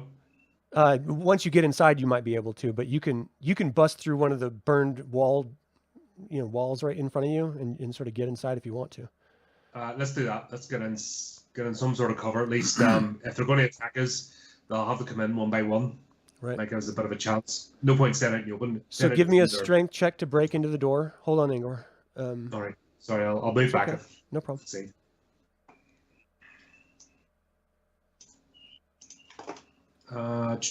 That would be 14. 14. Okay. Sorry, so you- 16. Even Sorry. better. Yeah, you just kick the burnt down wall in, and sorry, I'm moving this around. I'm not meaning to. You kick the burnt wall in, and you can go inside of it if you like to. Yeah. Follow me. Get in the cover. I'm gonna squish in here. So you all go inside. Anik, are you outside or inside? Inside. Yep. You all go inside. You hear Oh my god. walking around the corner, and just from the sound of it, it sounds like this massive, large figure with a couple of smaller figures. They don't seem to be paying attention to the burned out husk, but you do hear them talking amongst each other a little bit. Are you going to try to actively hide, or are you just going to sort of stand in the room? I'm hiding. Anek's gonna try to peek to see what that large creature is that he hears rumbling. You would. Oh boy. Thanks. Okay. So, I mean, if you're peeking, you're just sticking your head out. Are you trying to hide as you're peeking, like trying to see? Hide as yeah. Okay, Yeah, so sneak. let's do that with an agility check. Okay. This gonna be bad. Oh dear. Oh dear. Oh dear. Maybe it'll be good. 13, but it is a dragon. Oh my gosh. So you poke your head out, and it's almost hacked off by this goblin throwing down with his sword. He's like, I see you, Kender! I'm gonna eat your heart out! So, Anik, you are first. What are you doing? Uh-oh. We're gonna need some bigger dinner plates. Yeah, Does anyone see any dinner plates in there? perhaps a serving platter. So I'm going to so he sees me? Yeah. This creature? All right. So he's gonna take the sword out and do the knight salute. And he's going to jump out and say, I'm by myself, but I'm not gonna be easy to defeat. Okay. So you guys see this happen. All right, so you leap out, move your character in front of that goblin number 3. Okay. Are you attacking? Are you running? Like, what are you doing? He's going to hold his action until the guy gets closer to him, and then attack him. Actually, can I change it? Can you move back a bit so we can come in from the side? Yeah, I'm gonna change that. I'm gonna switch to the crossbow and try to get a shot off. Oh, That's going to be a dexterity check. Okay. See if he takes all 4of these down before we even get a shot. I'm telling you. yeah.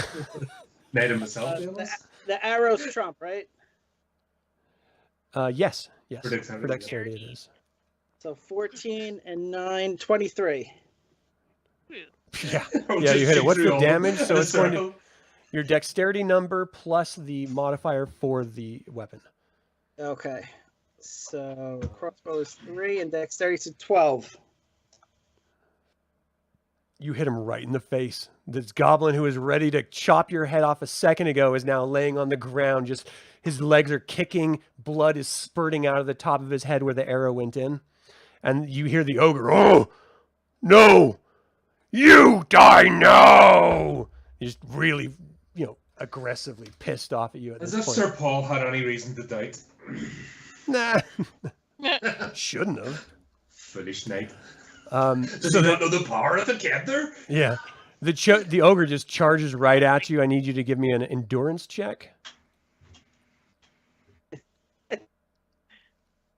on, Anik. Endurance 6 and 8.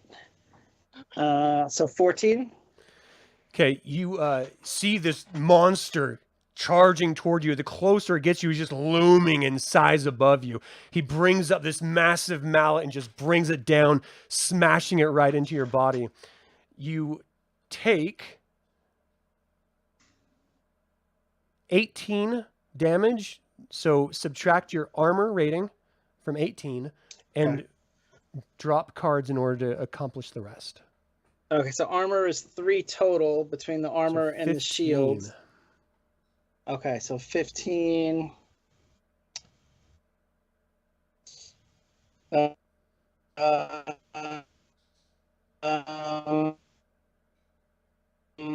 Okay, So 2 cards, 3 cards. that's things. All right, so I gotta do 5 and 3 cards. Okay, so just remember that you're cards. 3 cards short. at this point for the rest of the encounter, and you absorb the blow, and you're just sort of pushed to the ground immediately, looking up, and blood is just pouring down off the side of your face. Your collarbone feels like it's shattered. It's not going to affect you for the gameplay meaning, but just as far as role-playing is concerned, you're genuinely hurt from this single hit, and this ogre looks just... This grin spreads out with his missing and rotting teeth. He's like, fresh meat for the pot, boys! All right, next, Birkin. All right. Let's see. I am. Sorry, Adam. Before we carry on, I forgot to ask you after the last game. What's the modifier for the chainmail of distinction? So it's regular chainmail, but it's a +2. So On top of chainmail this? is a minus. It's a minus. So it's -5 total instead of -3. -5. All right. Okay. Sorry, I meant to check out with you it's all good. before. Right on. You want to cheat? Birkin, what you doing? Gonna be running out into the fray. So you're gonna have to actually move through the ogre's space right here because that's where you kicked in the wall to get in. Okay. So you're gonna I'm be like right face parallel face to with him. the ogre. Yeah. All right. So Well, what are you trying to do? I'm gonna come rushing out with my battle axe and try to whack him All right. in the back of the head. Ooh. All right. Give me a strength check. Strength check. Come out. Damn it! I don't have a trump.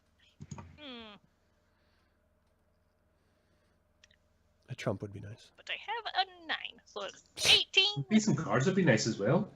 Is my total. 18. So you bounce right off of Amazing. his arm. Well, You see his armor I right had- there. What's that? Do I add my battle axe onto that? Yes. Okay, hang on. 20. No, that's not right. I didn't hear you. 23. Sorry. 23. So that's your strength plus the weapon plus the card. 23. Yes. You swing really, really hard. It finds a spot between the plates on his arm, and you cut into his arm. What's the damage you do? So that's your strength ability score number plus the weapon. 15. Nice. Wait, which ogre is that? 2.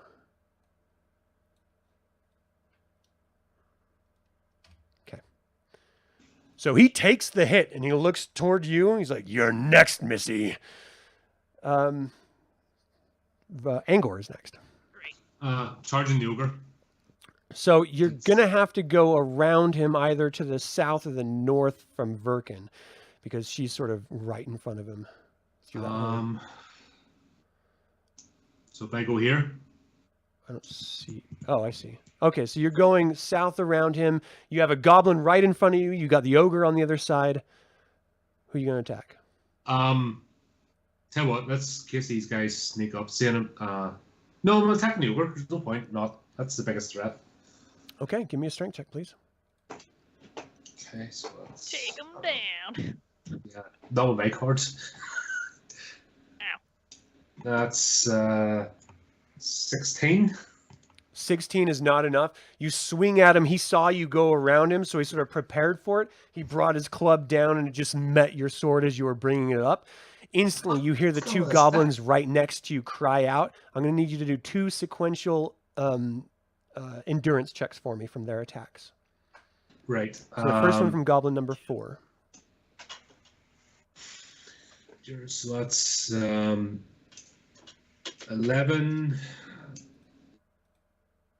20. Motherfucker. Sorry, guys. I just spilled my drink. You just Oh, broke man. yourself. That's not good at 20 for the first one. Shit. We've killed the DM. Okay, 20. You defended against the goblin's attack. I totally just spilled my drink all over. Damn it. Oh, man. And goblin number 2. So I'm going to need to defend against that one. Oh, God, this... Endurance check. I'm going to get spanned by a goblin. The ogre's just going to laugh at me. Right. Sorry, that's 10. 10 flat is not enough. So you're going to need to deal with 6 damage. So subtract 6 from your armor and whatever's left. So that'll be 1. Okay. Let's Got do burn a that. card for 1. Ain't that a pain? There we go. Well, considering the cards have been dealt, this one's no great loss. Okay. Well, you got your 1 card taken care of, and we're gonna move on to Torndale. All right, so Chris's or Anik is down 3 cards or 2 cards? 3. 3. All right, and Angor is down 1. So I'm gonna go ahead and heal Anik. I'm gonna cast an instant spell, so that's 5. You're it's gonna have going to be... move first because you don't see him. Oh, I can't see him from where I'm at? I thought I No. could see outside the building. You see through where Verkin is standing, but you have to move there. Gotcha. Yeah, okay. the point was to try and bottleneck them if they were coming in after us, but It didn't quite work. that didn't quite go to plan. I wonder Okay. why. So I move there. Okay, so if I'm there, can I still cast? Damn you, Kender! If you move right next to him, you can heal him. Yeah. Oh, do I have to be next to him, or can I do it from a distance? You can do it from a distance. Who are you trying to heal?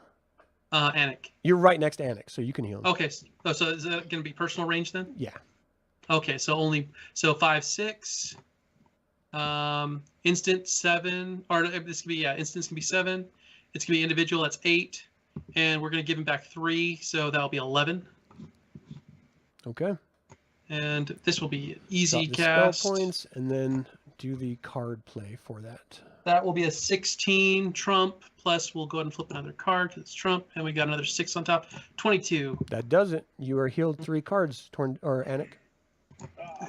Torndale the Fabulous. Thank you. Feel the bones sort of meld back together, and you feel like 100% again. That never gets old. As soon Thank as you. you see, as soon as Anik sort of like stands up and he feels sort of invigorated a little bit more, the ogre like looks back at you, Torndale, and you see him just call out, "Guards, come on! We got some infiltrators right here!"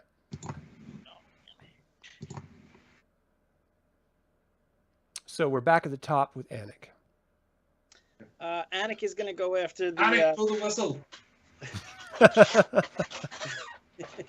Yeah, should we? I mean, should you? Is Yeah, is we he need to able get the hell to? out of Dodge. We're Is not he able winning to- this. Is he able to blow the whistle and attack or no? No, you would have to search in your bags for the whistle and then pull it out and blow it. I think he wants to get 1 attack on the ogre. Oh my god! Keep in mind that 1 attack is a whole other round for everyone. So, all right. So, All right. strength check. Ogre's going down. He'll probably do it too. What do you say? Stab it right in the femoral artery and just. Adam, with it's a +2 sword, but the sword is a short sword is normally 3. So is that 5? Yes. Okay, so 5 Plus your strength and the card. plus the strength. The strength is now 7, 16, and 9, so 25. 25 hits. Awesome. The ogre brings his massive club in front of you, and you just sort of spin out of the way a little bit, slice right into his side. You just grunt. So what's your strength and +5? Strength is 7, and the 5 for the sword, so 12. You bring the ogre down. Yes. Anik, ogre You slayer. see, the ogre just drops to his knees, reaching for the blade that was in his side. As you slide it out, you see part of his intestines leak out of the cut and just like flop on the ground like a fish, and he just drops over. The 2 goblins staring at you and scream and turn around and run. Nah! Oh, Guys, well that- done. Duh. Was that part of the plan? I have I think nothing. so. Masterfully done, Master Anik. Unbelievable. Get me, Kender. Damn What Kender. would we do without you? So we're still in initiative. Just letting you guys know. So Verkin, you're next. Okay. I guess I'm gonna. So those goblins, they're like hightailing it. Yeah. Yeah, for sure. Guess I'm gonna look at Anik.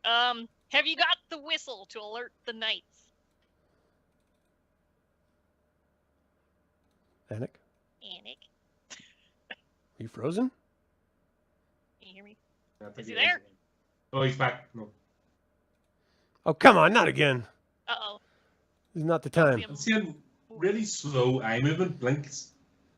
Anik! Yes. Should I do it? Can you hear me? Yes, Can you we hear Yeah. me? You know. can hear. Oh, Yeah, they're about to alert everybody, and they're pretty good. We're gonna Okay. need Yeah, I'm some gonna blow the whistle. backup. Okay, so it's not your turn, so you can't do that. But Verkin, what are you doing? Okay, aside from that, I'm gonna move back more towards the center here by this fountain. okay. Okay. A ranged weapon. So go your way you over see there. Verkin just bolt the opposite direction when the goblins bolt their direction. What do you do, Angor? I'm going to try and get a shot off. Kind of. Is that within range? Yeah, yeah. What are you using to shoot it? Crossbow. Okay. Yeah, give me an dexterity check, I believe. Yeah. Oh, God, I missed my card. Not You can the do it. cards are any good I believe anyway. in you. Right. That would be 13. You did it. It's a good thing, because that would have been a massive mishap if you didn't with that dragon. All right, you bring your crossbow up, you let it go. What's the damage? So it's your agility plus the weapon. I'm sorry, your dexterity plus the weapon. Dexterity. 7, 10. Holy crap. Yeah, you actually see the goblin fly forward further, and it drops on the ground face first, and you just hear this squeal and then a raging yell, just, "Rah! Get him!" coming from around the corner up ahead. Torrendale. I am going to cast another spell. I'm going to cast it on Angor. I am going to increase his strength dramatically. Let's see. We're going to give him a plus 14. So going down from the top first, we're going to go. It's going to be instant, so it's 5, and then it's going to be personal. Is he You're a going to have to personal move range? to him to get personal. Oh, is it all right if I do? Yeah. Okay. I'm going to move up to him. Let me just move my things out of the way. How long do you want it Okay. to last for duration, though? Yeah, that's what I was going to go through. Let's see. We're going to give him, so we got 5 personal. It's going to be 1, so that's 6. Duration, we're going to do 15 minutes. So that's going to be 9. And its area is individual, so that's 10. And we're going to give him a plus 14, which will be 14. That's what we're going for. So what you have to beat is 14 plus whatever the difficulty modifier is naturally to cast things or to do anything, basically. And then you can, expend the spell points and it'll have the effect. So what's the card you're playing? You have to beat the 14 plus whatever the challenge modifier is. Okay, and the challenge modifier generally for something like this would be like an 8, right? Yeah. Okay, let's see. That's average. All right. Actually, maybe I'd bring it to a plus 5 instead of a Okay. 14. Right. So let's drop it down by 2. So that's going to be a 12, right? Yeah. All right, 12. Okay, we're going to cast a spell. We got a 4 of hearts, so that's trump. Let's see what we get. Come on, give us something high. Oh, no! Dang it, Gildas! You did it again, Gilthaz. Oh, man. Okay, well, I'll subtract the 12 points, and Okay. nothing happens then, I assume? Yeah, actually, Angor starts to feel this sense of strength surge through his veins, and then it just sort of drops out, and he actually feels a little bit worse. Not, game mechanic wise, but just role playing. Like you actually feel a little bit drained by feeling that massive surge of strength and having it just immediately drop away from you. All right, so What'd you do? Anik. Is there another goblin up there within range? Nothing that you see at this moment, but you know something is coming. Guys, should I blow the whistle? Should I blow the whistle? God. I'm still a bit groggy, but it's like, yeah, there's no one here to see if we'll have to get back and regroup. Should I? I should use it now? Blow the whistle. Okay, so he's gonna take out the whistle and blow it. As you blow this whistle, you just hear this sound. It mimics whatever the sound of a kingfisher is. I don't know what that is, so bear with me. But you hear that sort of piercing cry that just shoots out, and it's so loud. You're in this sort of narrow corridor right here. It's echoing back on you. It feels infinitely louder than it probably actually is. You know everyone is going to know exactly where you are in this city from this point on. And the silence that follows is almost painful to experience. And then suddenly, through the din of absence of sound, you hear this and screams of warriors on the outskirts of the village, all shouting at once, charging. You hear the clash of sounds of swords and armor and just massive melee combat. And you guys are just sitting here in silence. What do you do? Regroup. Back to the entrance. Yeah. so if I see you guys come running my way, I'll be like, I heard the whistle blow. Let's join the battle. Outside I'm following Angor. Back towards Verkin.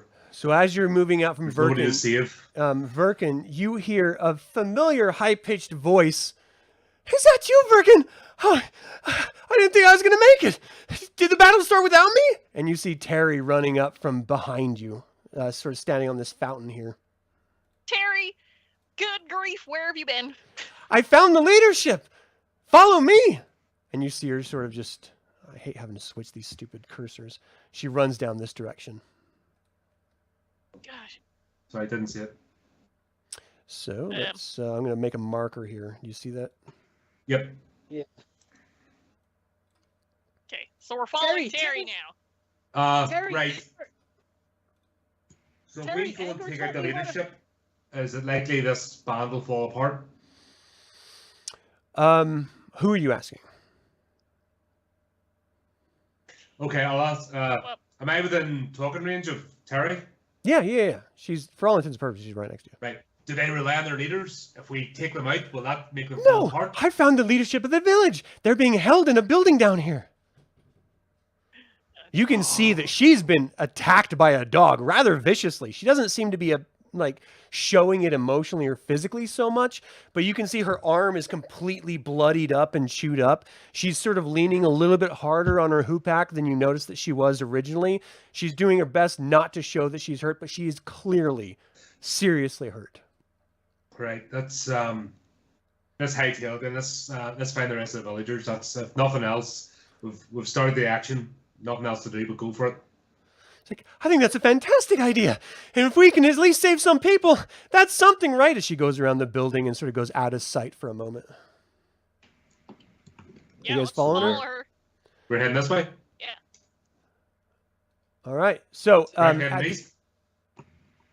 I'm sorry, I interrupted you. What did you say? Are we heading east? Is this Yes, right that's where direction? she's heading. So as you head down this tunnel, this corridor, you actually, whoever was coming from the north, heading south toward you guys, must have been diverted by those horns because you see or hear nothing from them at all. But what you do see at the end of this tunnel, this sort of a little alleyway in front of you, Angor, is a draconian with another dog just sort of standing in front of this entrance of the door to this building. It doesn't seem to have noticed you as of yet. Right. Have I got an action? Yeah, what do you want to do? From here, then, if I'm within range, I'm going to shoot it with my crossbow. Okay. The only one that you can target at this point is going to be the draconian.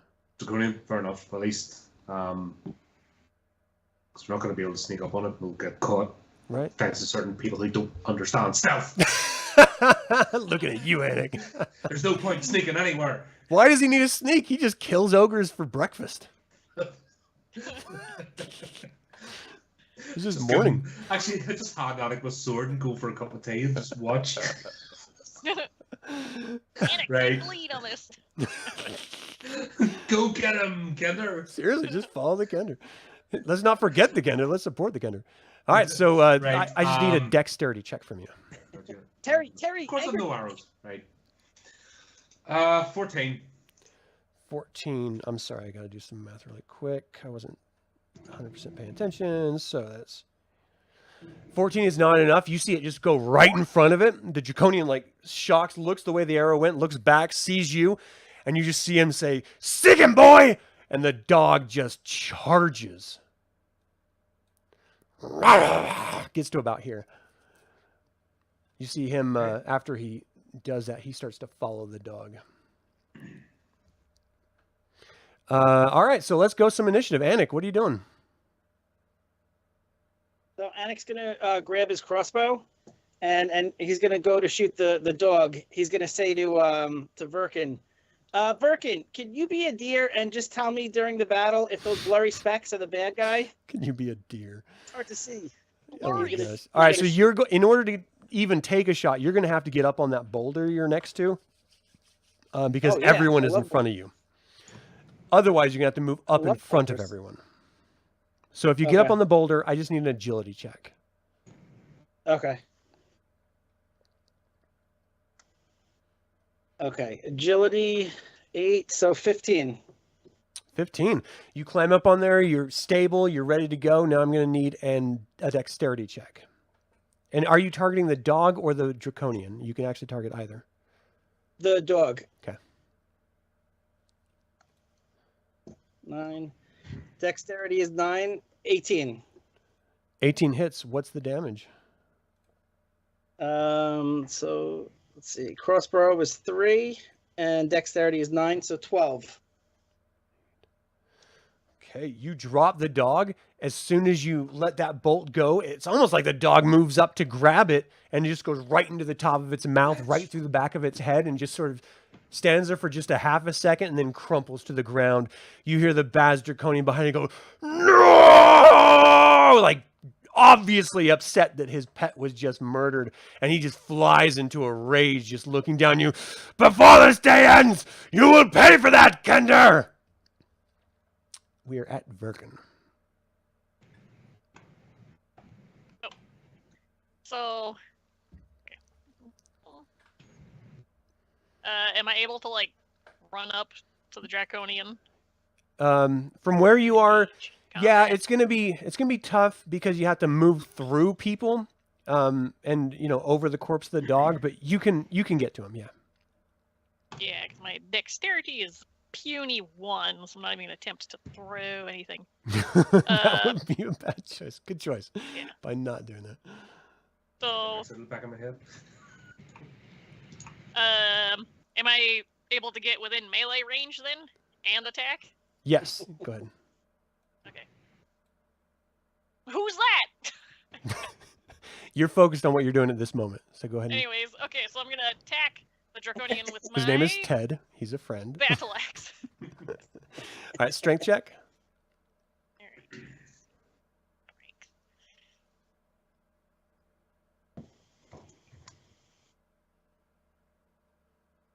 Okay. 21. Oh, yeah. That's including the battle axe. damage. Yes, and give me some damage. Jeez Okay, Louise. so that's strength plus the Weapon. Yeah. weapon. 15. We're a Oh trained, my God. nice. We're a trained unit now. Yes, you guys Yes! really are. You are doing wonderful. All That's except a the huge actual number. warrior who's rolling some terrible cards. Oh no. You know, sometimes you're on You top, couldn't make it up. sometimes you're on bottom. Hey, we got your back. So you cleave right into it, and it goes right through its wing, right into its arm. Its arm falls off. He looks down at his arm as it continues right into his chest cavity and just gurgles something, but nothing audible actually comes out other than gurgling as blood and phlegm sort of spit out and land in your face, and he crumples down to the ground, turning to stone. I need you to give me a agility check. Oh, not the agility, man. All right, let's see. Yeah, I don't have a shield. Alrighty. It is a total of 8. That is exactly what you needed. You pull your battle axe out just before it turns completely to stone and just topples over. Just this stone statue on the ground between you and this new creature that you see step out, grins a little bit. We thought you were all coming, but we didn't dare hope you would be so stupid. And you see him start to spin his arms around in these semantic gestures as magic starts to accumulate visibly around him. This red tinge through the haze of the fog shoots out from him, and this ball of fire flames down right past your head and explodes between you and Angor. I need everyone to give me it's a perception check is the resistance for arcane magic. Oh, dear. Oh, dear Curse me. you, Ted. Right. That would be 6. Alright, I got a Oh, trump. was that... Hold on. Was that me? Did I play it? I'm deleting mine right now, my cards. So I got a 12. 6. So that's 14. Okay. I got 6. That's trump. Plus my perception's 9, so that's 15. I get one extra card. Right. And my extra card is a +2, so that's gonna be a 17. Okay. Anik? 3. Yeah. Okay, so Torno, you take half damage. Instantly, it feels like you guys were just thrown inside of a volcano as this explosion happens right in front of Angor and then shoots out at everyone. Torndil, for some reason, you were able to sort of get on the ground and just, using whatever talents you have to avoid the worst of the heat, probably using Angor as a shield helped a little bit. Everyone takes 20 damage they're going to have to mitigate. You take 10, Torndil. It's going to start from your armor. Subtract that, and then use your cards to do the rest. And So I let's only got a 2. let's do this one at a time. Angor, Verkin, manage 20 damage for me, please. Ugh. Okay. What's your armor class? I have a total of 3. So you have So to it- mitigate 17. Holy shnikey.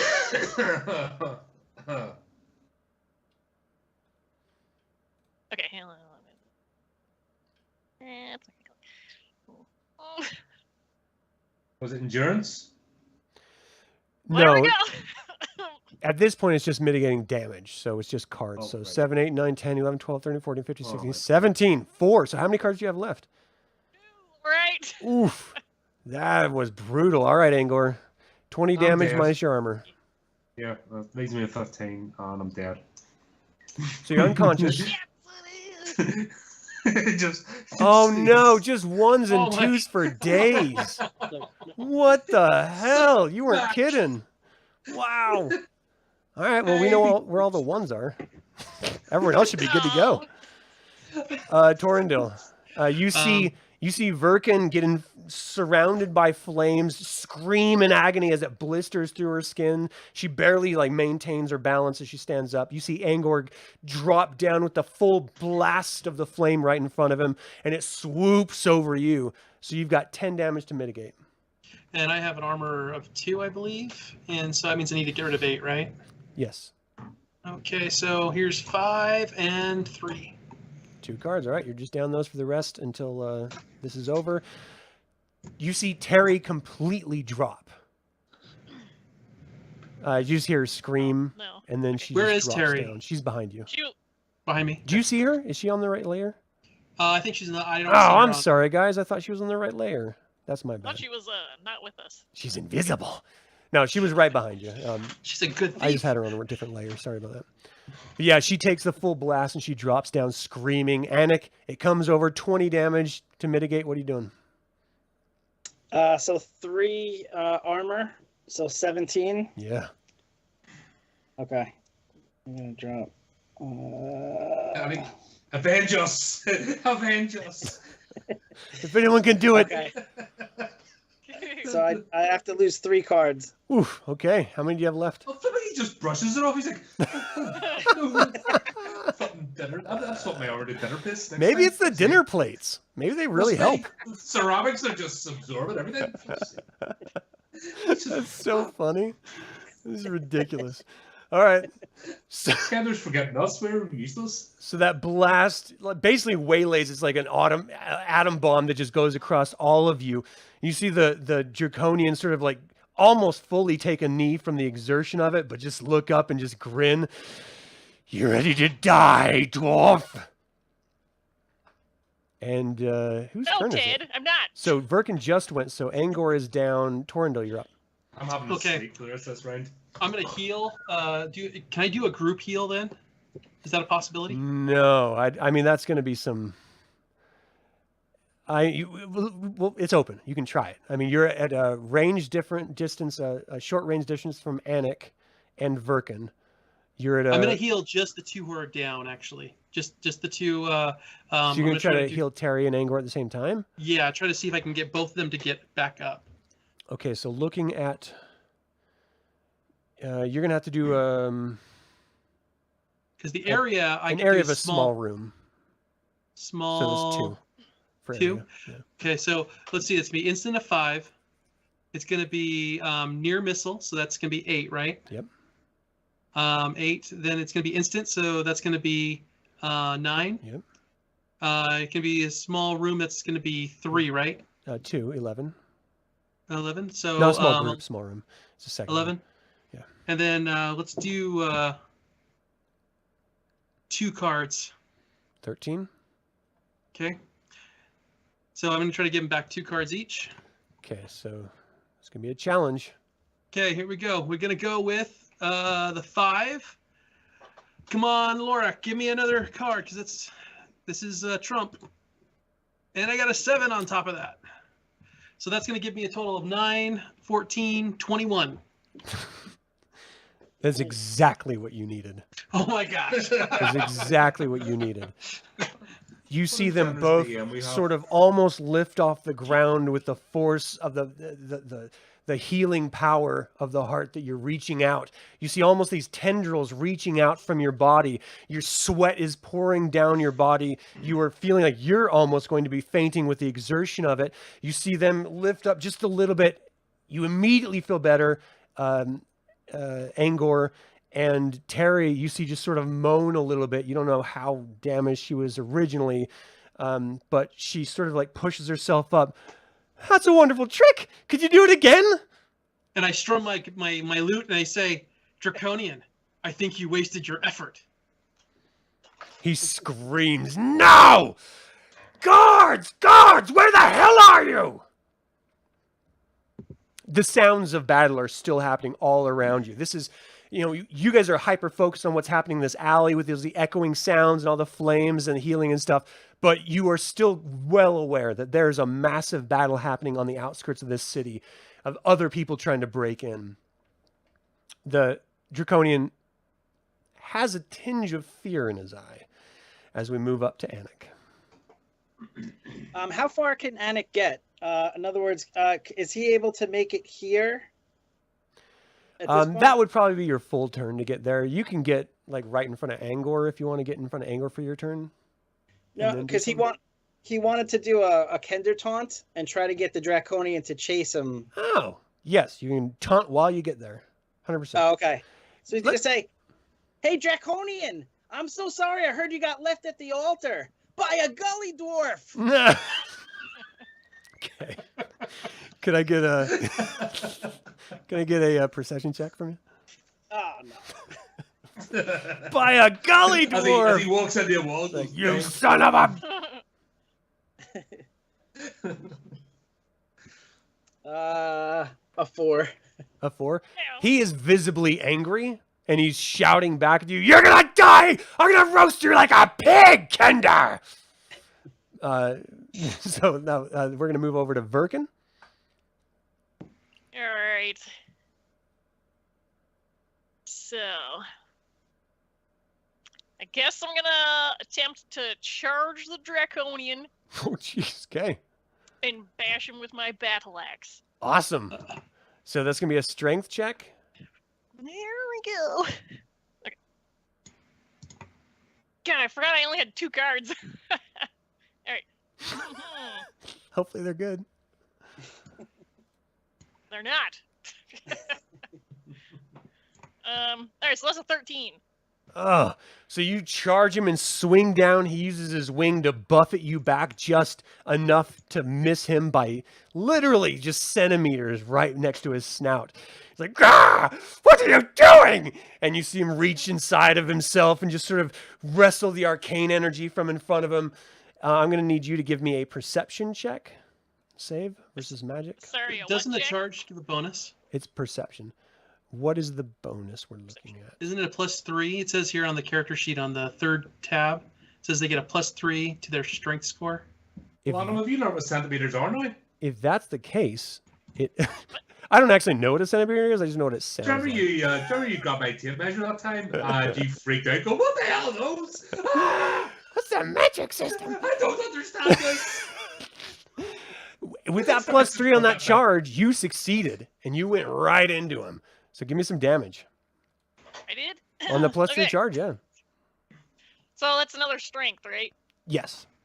It's strength plus the weapon. I didn't even add my weapon damage initially. Oh no. Anywho, I only see one card in my hand, even though it says I have 2. Go ahead and grab another So- one. Whoops. Okay. Alrighty, strength hill. No. Oh, no, You've already never done the mind. damage. You've already hurt him. So like you actively hit 15. him. So I just need to know that your Alright. strength plus the thing is 15. Yes. And that is number what? That is number 1. So you actually cleave right into him. He drops down, and in that area, you just see him immediately explode. You're going to take 5 damage. So what's your armor class? 3. So you need to Total. mitigate 2 damage. Okay. He Well, just there we explodes go. right in your face. All right, so you have 1 card left. Is that correct? 1 card. Oh my gosh. I can't see it, so I guess it's gonna be like a We'll go ahead and random draw when I right. need it. Go ahead and just grab another card right now. Okay. All right, you see an open door in front of you. You don't know what's on the inside. Initiative for this second is over, and you see Terry. She's like moves up to you here. It's like there's some people on the inside. I'm pretty sure that's where they're holding the leadership inside. You're pretty sure. Well, we've come this far, so I say we head in. Okay. So is everyone else moving up?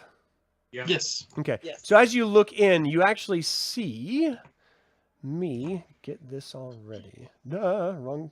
Dang it. Ah! I don't like having to switch back and forth. I got to figure out if there's like a key to do it. Move the token layer, move to select. You see a Baz who is currently just... Why can't I select him? Ugh. Okay. You see a Baz Draconian standing here. You see Wanderer and Heavyheart, both badly wounded, leaning down on this sort of couch-like structure, like a bench structure, bound and tied by the wrists and feet, wrists behind their backs, and they're just sort of sitting there leaning against each other. They seem to be barely conscious. In the corner, you see Medeus the centaur laying down. His hooves are bound, 2 to the front, 2 in the back, and his arms are bound behind him by the elbows, and he is just laying down, also incredibly badly wounded. None of these guys seem like they're able to even walk, let alone be conscious enough to speak. And as soon as you poke your head in, you see that Baz look at you, look around the room, and immediately bolt out of your sight over here. What do you guys do? Whose go is it? Whoever wants to go. Can I heal I'm- someone I'm real gonna quick? charge Well, in after the bars. So Angor, you charge in, and you see that there's a hole in the wall right here where he ran toward, and he's actually not in the room anymore. But you see the 3 leadership figures, Heavyheart, Wanderer, and Medeus laying there.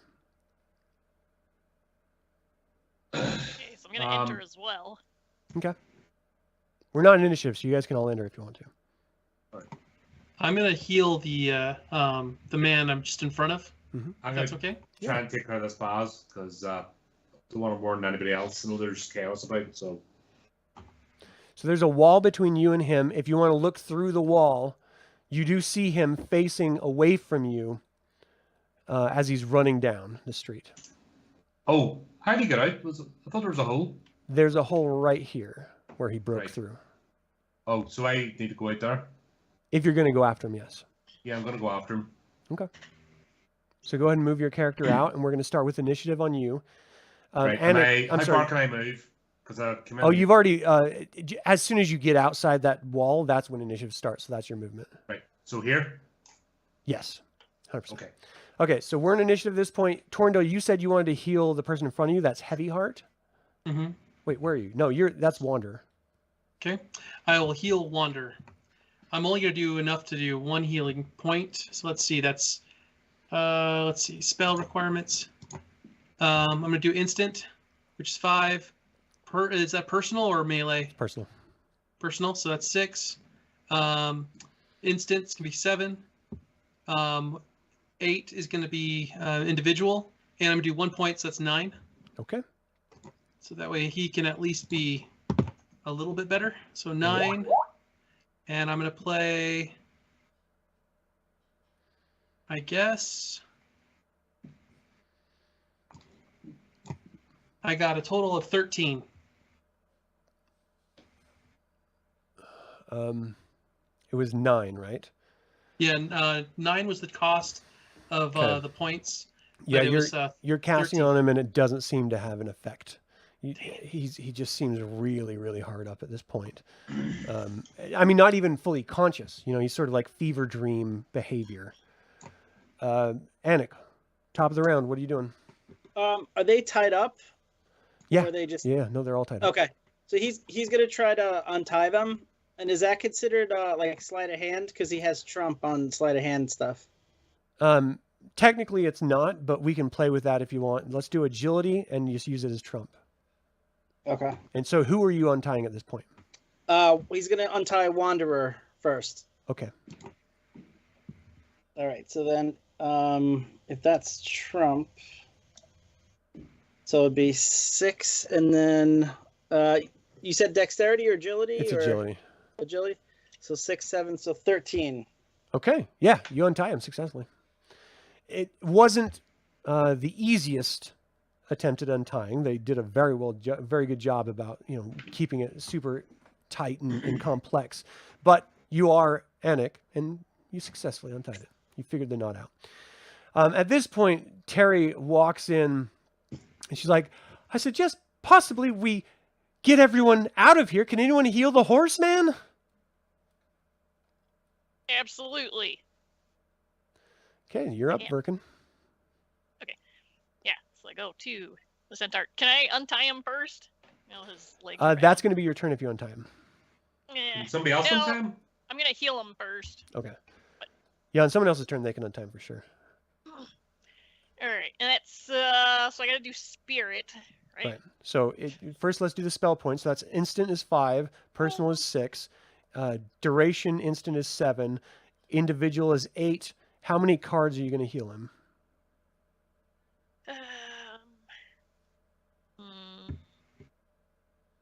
How many does an NPC need? I mean, if you Yeah, just like, want him to stumble enough- out, 1 is all you Well, need. if he can carry the other 2, help us out. So, The centaur would be able to. He's big. At Yeah, least so I want him to be maybe 2? like healed pretty darn well. So how many cards would that be? Like 3? Yeah, I mean, you could get by with 2. Okay, I'll say 2. Yeah. Okay. So 1, 2, 3, 4, 5, 6. Is that right? No, it's 5, 6, 7, 8, 9, 10. 10 is what you need to beat. Now, you have to get over the challenge rating as well. So spend your 10 spell points and then use, you have to get over 10 plus whatever you think the challenge is for the card play. Okay. I have to draw another card because I only see 1 still. Okay. Didn't you only have 1 or did you have 2 left? I only have 1 right now, but I'm drawing them so I can see them. Got you. Okay. And Oh! so, That's what you played? That's amazing. all right, so let me draw again. All right. So that's 10. What's your spirit? 18 is my total. That's exactly what you need. You heal him up. You see his eyes flutter open. He sort of like tries to push himself up with his elbow, and he just falls right back to the ground. He's like, what's going on? What? Who are you? What is happening? Well, we're here to rescue you, and it looks like we're just in time. All right, Angor. Right. Well, final last stand. let's have at the Draconian. Have at him. You So it's charge not up more than behind him. anything else. If you're doing that charge, remember that +3 that they were saying earlier. So it's going to be a strength check. Yep. God, let's see. Get him, Angor. This might not be too bad, right? So, that'll be 15. Oh man. No. Just shy. So you is that with your plus? Is that plus your weapon bonus? Oh, weapons +4. Okay, there you go. All right. So you Nice. charge up behind him, you swing your sword, you slice across his back. What's the damage? Your strength plus the weapon. Is 11. Whoa. So I need an agility check from you. You kill him. You cut him down from behind. He drops down to the ground. Nice. That would be 9. Well, no, you don't need a... You're just doing... Oh, agility. I'm sorry. Jeez, I was confused Yeah. for a second. 9 is enough. You pull your sword back out of his back, and as he turns to stone and just crumples over onto the ground. It's at this Right, that point... means he can't warn anybody else. I'm where sorry? we are. That means he can't warn anybody else. You know, there's chaos and confusion, but we don't want anybody going, they're right over there. Right. No, I totally understand. What happens is as soon as you cut him down, immediately you see the fog. Why can't I do this? You see the fog drop. I'm sorry. I'm dragging people at this second. Oh, I hate these dang layers and stuff. I need like quick key commands. I need to pick your brains after this because I've obviously set up my own thing. And through the fog, as it dissipates, you see Oh, Gareth lovely. Falston walking right up to you, not in front of you, but he's a couple paces off of you, like 15 feet away from you, flanked by 2 Bozak Draconians, and he just smiles at you for a minute. As you are coming out, you cut down that Draconian, he freezes. You hear the sounds of battle all around you. The fires are all like sort of dying out. Your senses are dulled by the oppressive scent of the charred wood, and the fog ever present makes it seem like you're even tasting it at times. Suddenly, through the din of battle, you hear a familiar voice. Gareth Falston slowly walks toward you with 2 Baz Draconians flanking him. So, here we are. You and me at last. You know, Well, Angor, Trader, I tried to avoid this. I sent you away so that you wouldn't have to die. But just like the heroic Diamond Company leader you are, here you are, ready to face the war head on, even knowing you're not making it out alive. After the company split, or more accurately, was decimated by that damned overlord, I found the service of another, one who wanted to tear down the overlords by turning them against themselves. All it takes is for one to break the Dragon Purge ceasefire, and the only cost is this strategically placed town. If you join me, we can enact revenge on those that destroyed our company. Just stop fighting me, and it will happen. well, Trader, you know better than that. Do you think the lives of innocent civilians are worth this? I'm revenging us. I'm You think supporting revenge- us. You think revenge is by killing civilians? Absolutely. You know I will go to any lengths, even to my own demise. Well then, Prevent brother, that. meet it. Come. I hope And you let's do spend my initiative. gold well. That'll be the last thing you do, you traitor. All right, Anik. What are you doing inside? We're on initiative. Is Anik aware of what's going on outside with Angor? Give me a perception check. You may Oh. not I mean, you probably heard some sort of muffled talking on the outside, but again, there's din of battle. You guys are inside. You got this massive centaur moving about, making a bunch of noise. You have people talking in here to each other. Yeah, just a 3. You don't know exactly what's happening outside at this point. All right. Talking is free, though. It doesn't take an action. So, Angor, if you want to like shout out to them, you're more than welcome to. What are you doing, Anik? So if he's not aware, then he's going to try to untie the centaur. For those that can, outside now. Okay, you hear him screaming inside, like toward you guys. Okay. All right. Can Anik still have is he still in his turn or? Yeah, go ahead. Okay, so if he hears Angor calling for him, he's gonna run outside. Angor, I'm coming! Don't kill them all without me! Don't kill them all without me. All right. So go ahead and move yourself through the door. You're gonna be behind Angor. Although I'm in a grim situation, a wry smile appears on my face. Now, fool, meet the ogre slayer. Forget the Kender.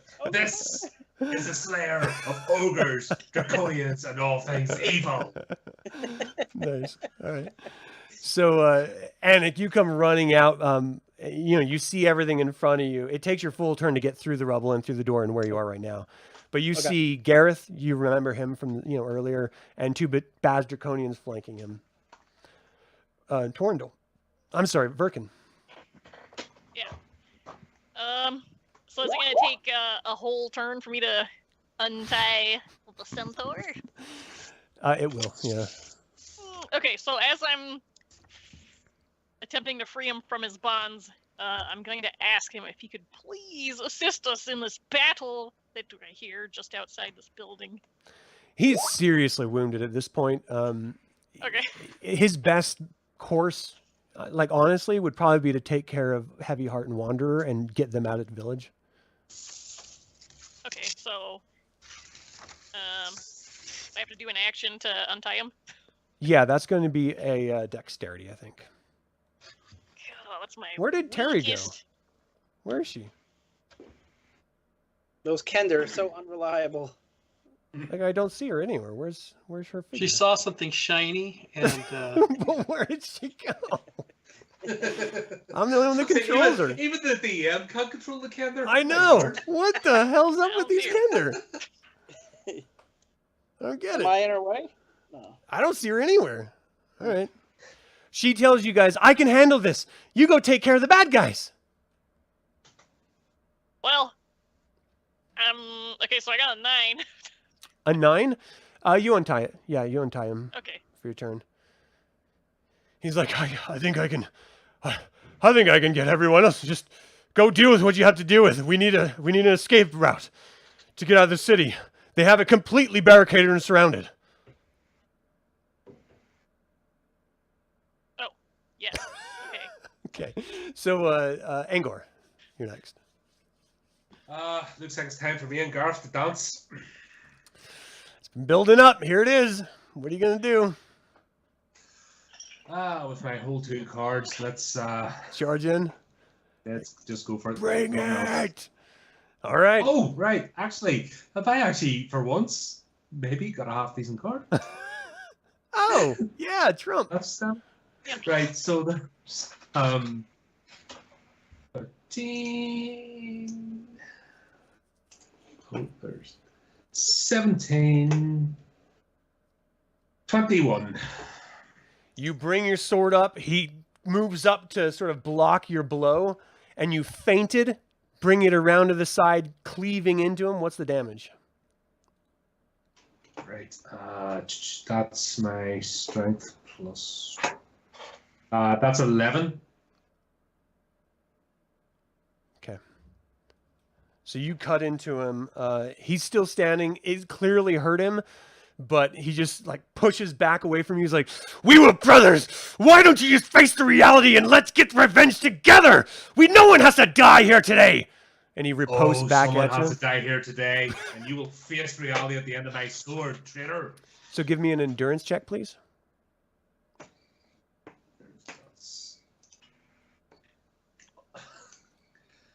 Oh no. That's 9. Whoa. That Oh. is 18. Wow. That's great. Okay. So you successfully block him, but only just. He almost cuts right into you as well, as sort of trading blow for blow. You know each other's abilities, and you were just, with that knowledge, you were able to deflect against his sort of favorite, feint attack. And you're just sort of standing off against each other. All right. So, Not bad after a Torndale. firebolt day. After taking a firebolt to the face. Only That 2 was cards pretty brutal. left. Okay, so I run over to this location. If anyone wants to help, you know what I mean? Yeah. No pressure, like, but it'd be greatly appreciated. So to to get there is going to take your full turn because you got to move over, through the wall and difficult terrain and such. Okay, then I'm done. Anik. Oh, I'm sorry. Hold on. Whoa. So you see this. Dang it! I got the wrong dang one. You see this draconian move up and attack you, Angor. I need an endurance check from you. For me? Yes, please. All right, okay. Well, yes, please. So polite when you're about to Yes, please. I'm gonna blast you. Yes, please, as I flatten you into a pancake. Oh man. Sorry, endurance, did you say? Yes. That would be 13. Okay, you riposte his attack. He's just sort of slobbering and slathering, like just dripping drool over next to you. He's like, He looks almost sort of crazed at this point. There's something going on. I'll stick to 2 cards in the future, I think, from now on. That's safe. Not 5 It cards. seems to be working. This other draconian back here, you see him start casting magic, and you see this sort of spindly web fly out toward Torrendil and everyone else behind him, and it sort of splat. Why can't I grab the dang thing? It splats in this area right here. Oh my gosh. Right here. This sort of sticky white fibrous goo. So I'm going to need some perception checks from you guys to resist this spell from Torrendil and Anik. Okay.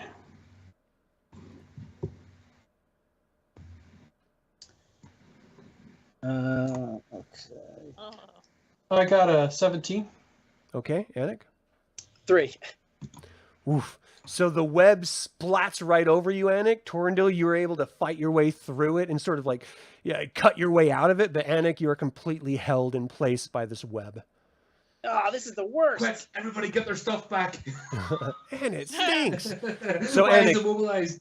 Your turn is that you are captured. You're sort of trapped at this point. It's going to be a number of rounds. I'm going to let you know the next time that you're open. Okay. Verkin? Yeah, so I'm going to be rushing out. Okay, no, I'm not going to rush out. So I'm going to come out and I can see that Anik's trapped. There's a web right? splattered all across the alley right here. On the other side of the web is Torrendil. He's got some fibers sort of hanging off him that he's sort of like ripping off of his skin.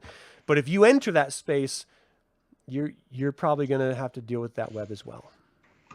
Can I slash the web Okay, down give me a strength to check. free Anik? Give me a strength check. Watch the head! Watch the head! My one card. Oh no. Is it a good one? Yes and no. So I have a total of 19 from that. That's enough. You Okay. cut Anik free. Anik, on your next turn, you can take an action. Verkin, that's your turn. Angor, you're up. You have a Draconian right next to you. You got Gareth right in front of you. Both of them are actively attacking you. And the Bozak off to the distance behind Gareth just cast a spell that flew right by your head. Right, I'm going to take care of Gareth first. Let's go for him. There's no reason to fight, brother. There's no reason for this. We can fight together. We don't have to be adversaries. I ignore his chance, and let's go 13. Oh, 13, 17. 17, and that's with your weapon? Yep. Okay, that is not enough. He blocks your blow, sort of pushes you back just a little bit. He's like, I don't want to have to kill you, but I will. And he moves in for a strike. Give me an endurance check. Endurance, that would be Ooh, nice. 15. 15 is the total? Yep. Okay, that is not enough. He cuts into you for 18 damage with his longsword. Sleepy time for anger again. So you don't have enough for the armor and your card? Hang on, 18. 13.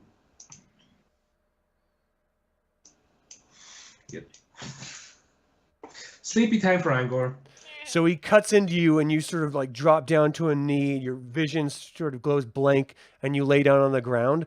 Torrendil and Anik is busy like ripping webs off him. But Torrendil, you see Gareth standing over Angor, almost sad that he did what he did. Like he clearly didn't want to, but you see the Bozak fly toward you and go to attack. So what are you going to do? Oh, I'm sorry. Yeah, you are next. Torrendil. Totally defensive. Okay, so give me an endurance check. Endurance is not great, and I do have one helmet, so I'm going to play it, hoping for the best. Here we go. Fingers crossed. So we got a total of 6 right now. It's trump, so I'm going to draw a card. And I got a 9 on top of that, so that's going to be a 15. You beat it by 1.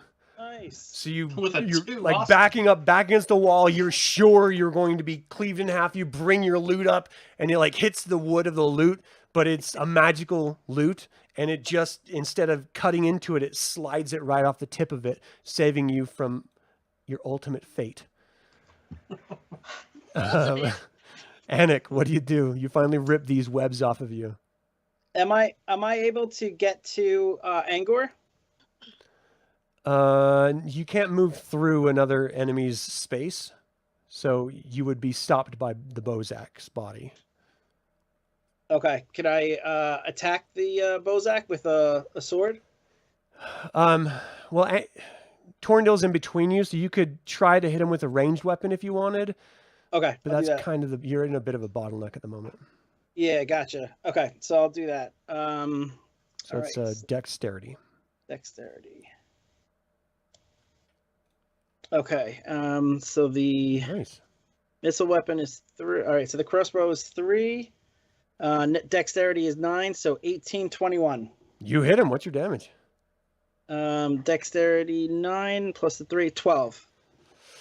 Okay, that's a very good hit. Is he going to take everybody else out? He killed that Bozak. The Bozak trying to get to you. explodes. Yes. I was You're trying gonna to get have to bestow your title of arrow catcher onto me. So it explodes. Catcher, Everyone, sword catcher. everyone, including Virkin, you're gonna have to mitigate 5 damage. Okay. Okay. Minus my armor. Right. Can everyone do it? So I have to mitigate 5 damage. Yes. Well, since I have 1 card, I'm knocked out, right? Oh no! Yes. Oh I no! have to spend it, so. So you see Virkin drop. So it's Anik and Torrendil who are up.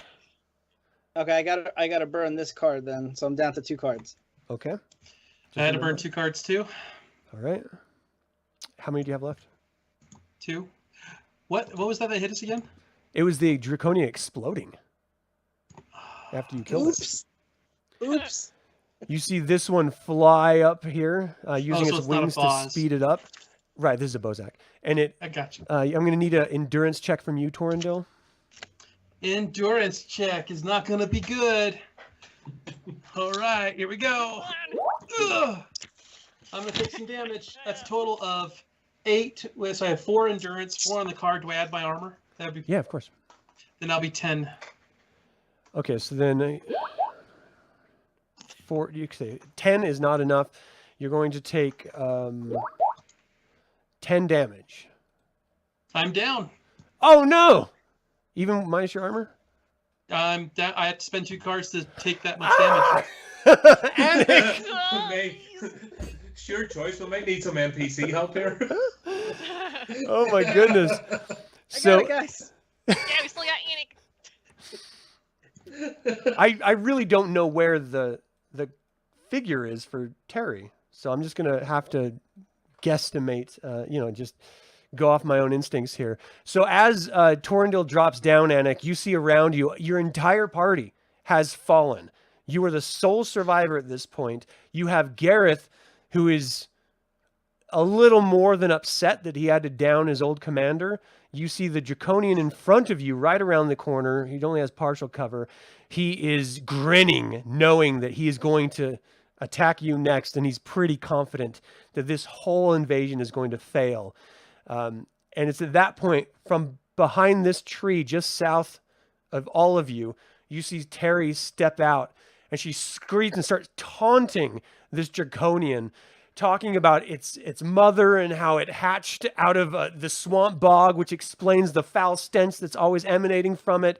And immediately the Bozak's attention is turned towards Terry and starts screaming. And you just see it sort of like lose its mind, dropping its weapon, and it starts like as if on its next turn it's going to lunge towards Terry, who is off in the distance. Gareth is kind of just standing here a little bit stunned. You see him kneel down, put the arms over Angor's chest, and put his sword up between his arms. He seems to be ignoring you. For all intents and purposes, according to him, this battle has ended and you guys have failed. So, Anik, it is your turn. What are you doing? Okay, so he's going to stand protectively over Verkin's body with the sword, and he's going to reach down with his offhand and try to use mysticism to try to heal one card. Okay, so let's see.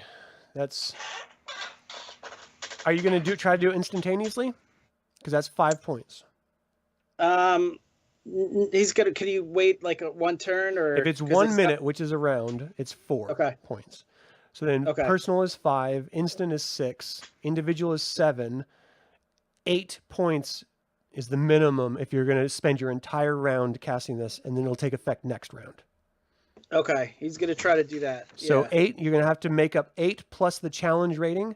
So go ahead and play your cards. Fingers crossed. So 8. Oh, shit. All right. I see you. Jeez. Last Kender. Yeah. Unbelievable. Last Kender standing, eh? 16. Who were you healing? Is 3. Were you healing Torrendil or Verkin? Verkin. Okay. Verkin, you get a card. Yes. Wow, my father said I'd never do it.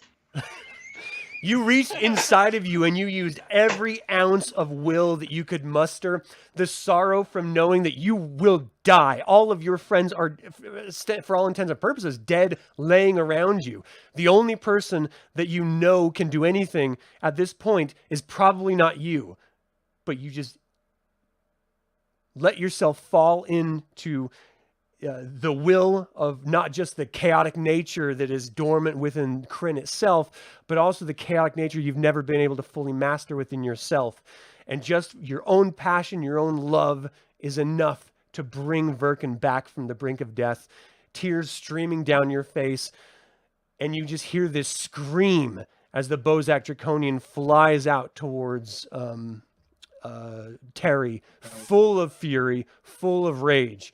She's a little too far away from him to get to her in this turn, but you know it's in the mail.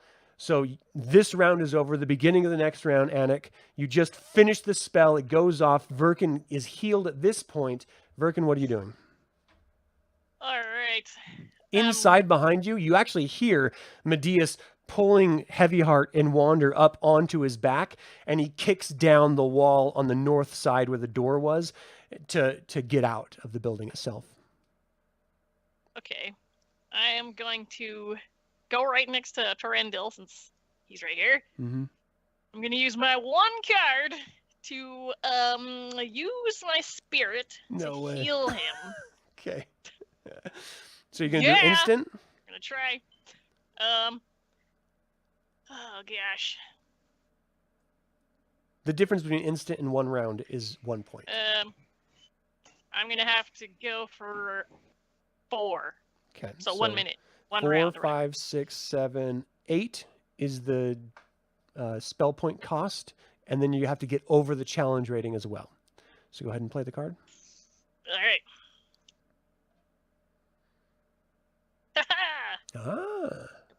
Come on. Come on. Okay. Total of 18. That's exactly what you needed. Actually, Oh my it's God. over what you needed. So you heal him. You reach within yourself. You've done this so long that this is just going back home as far as the ability. Torrendil, you feel life spring back into your mind, and you feel yourself healed 1 card. All right. Got 1 card. Better than nothing, I suppose. So Torrendil, it's your turn. Why do I have to have a turn with this card? Oh no, really? Well, let's see it. What are you gonna do? All right. Torrendale, I healed someone. I healed someone. Amazing. I know. I don't know what I can do. You're the fabulous. You can do anything. I then basically try to distract both of them. Gareth and I the move Bozak? right over here to the corner and I start playing with all my might to distract the bad guys and to inspire my friends. Okay. For the tune that you start playing is something that is really out of sheer desperation and your lack of really knowing what else to do. But this is what you always call back to, and it's whatever is dormant within inside of you, all of your will that you can muster, all of your compassion, all of your skill, and you bring it out, and it does in fact inspire Anik and Verkin, and ultimately you two have a trump for your next action just because of the inspiration that was given by Torrendil. You see Terry swing her hoopak, knocking the Draconian across the side of the head. The Draconian pauses for a second, leaps on top of her, trying to bury a dagger inside of her. You hear Terry screaming, but you don't know whether it's from just the weight of the Draconian or from the actual wound. But he seems to be embroiled in something. Gareth stands up, looks up at you 3, and turns around and just starts walking away. With Angor or not? No, just himself. Okay. Back at the top, Anik, what do you do? All right, so he's going to chase after the Bozak who's attacking Terry. Okay. Can he make it there? Yeah, it's a straight shot. Okay. Oh, shooting, or can he make it with the sword? Either. Yeah, he's gonna run and try to attack with the sword. Okay. Get off her! That's gonna be a strength check. It's gonna be a little more difficult because he's in personal melee with someone else at the moment. Just keep that in mind. This action is trump? Yes. Okay. That's a sword. Oh! Oh! What'd you get? What'd you go? 18. You can make us up. This is unbelievable. The sword is +5, 28, and the strength is What? 7, 35. What? Alright. Unbelievable. The band of Bozaks. Oh my gosh. So Master you of the Denartium. You charge down to the Bozak, you bury the sword through its back, slams right into the pavement, right beside Terry, who looks up at you just smiling, happy as she could possibly seem. Great shot! Duck! And he explodes immediately. You're going to have to manage 5 damage. Eat it, Sir Paul. You have dice. So he's got to burn this card. He's down to 1 card. Okay. So you are blasted onto the ground from this Bozak exploding. Gareth stops for a moment, turns, and sees the 1, 2, 3, 4 of you. He's like, you know it's too late, right? What I've put in motion has already begun. You're fighting for no reason. Angor died for no reason. Remember that when you're on your deathbed. And if there's nothing you guys do, he turns and keeps walking off. I think that means the reinforcements aren't coming. The sounds of battle are actually dying down at this point, and you start hearing just a single horn blast coming from the outside of town, which is that sort of muster call that was referenced early by the Knights of Salamnia. So they might have actually routed the defending forces at this point. Whether that's going to have lasting impact or not, we don't really know.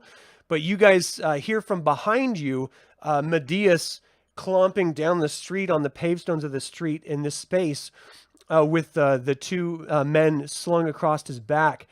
He's like, is it free to leave the town? One can only assume so. But Then I suggest from here. we leave. Did you, all of you, just take on the entire village? No, we had knights and other mystics that came from Chelsea to join us. Well, I suggest we meet up with them. Could I do first aid on Angor? Absolutely. So first aid is a... Where's the... I think it's dexterity from last dexterity, game? yes. Dexterity. Okay. So 18. All right. You have one card, Angor. So everyone is limping out of this damn town. I trusted him. My brother, I trusted him. So he I'm a doesn't, fool. he's not on screen at all. And at this point, we're going to move back over to the other screen because the combat is over.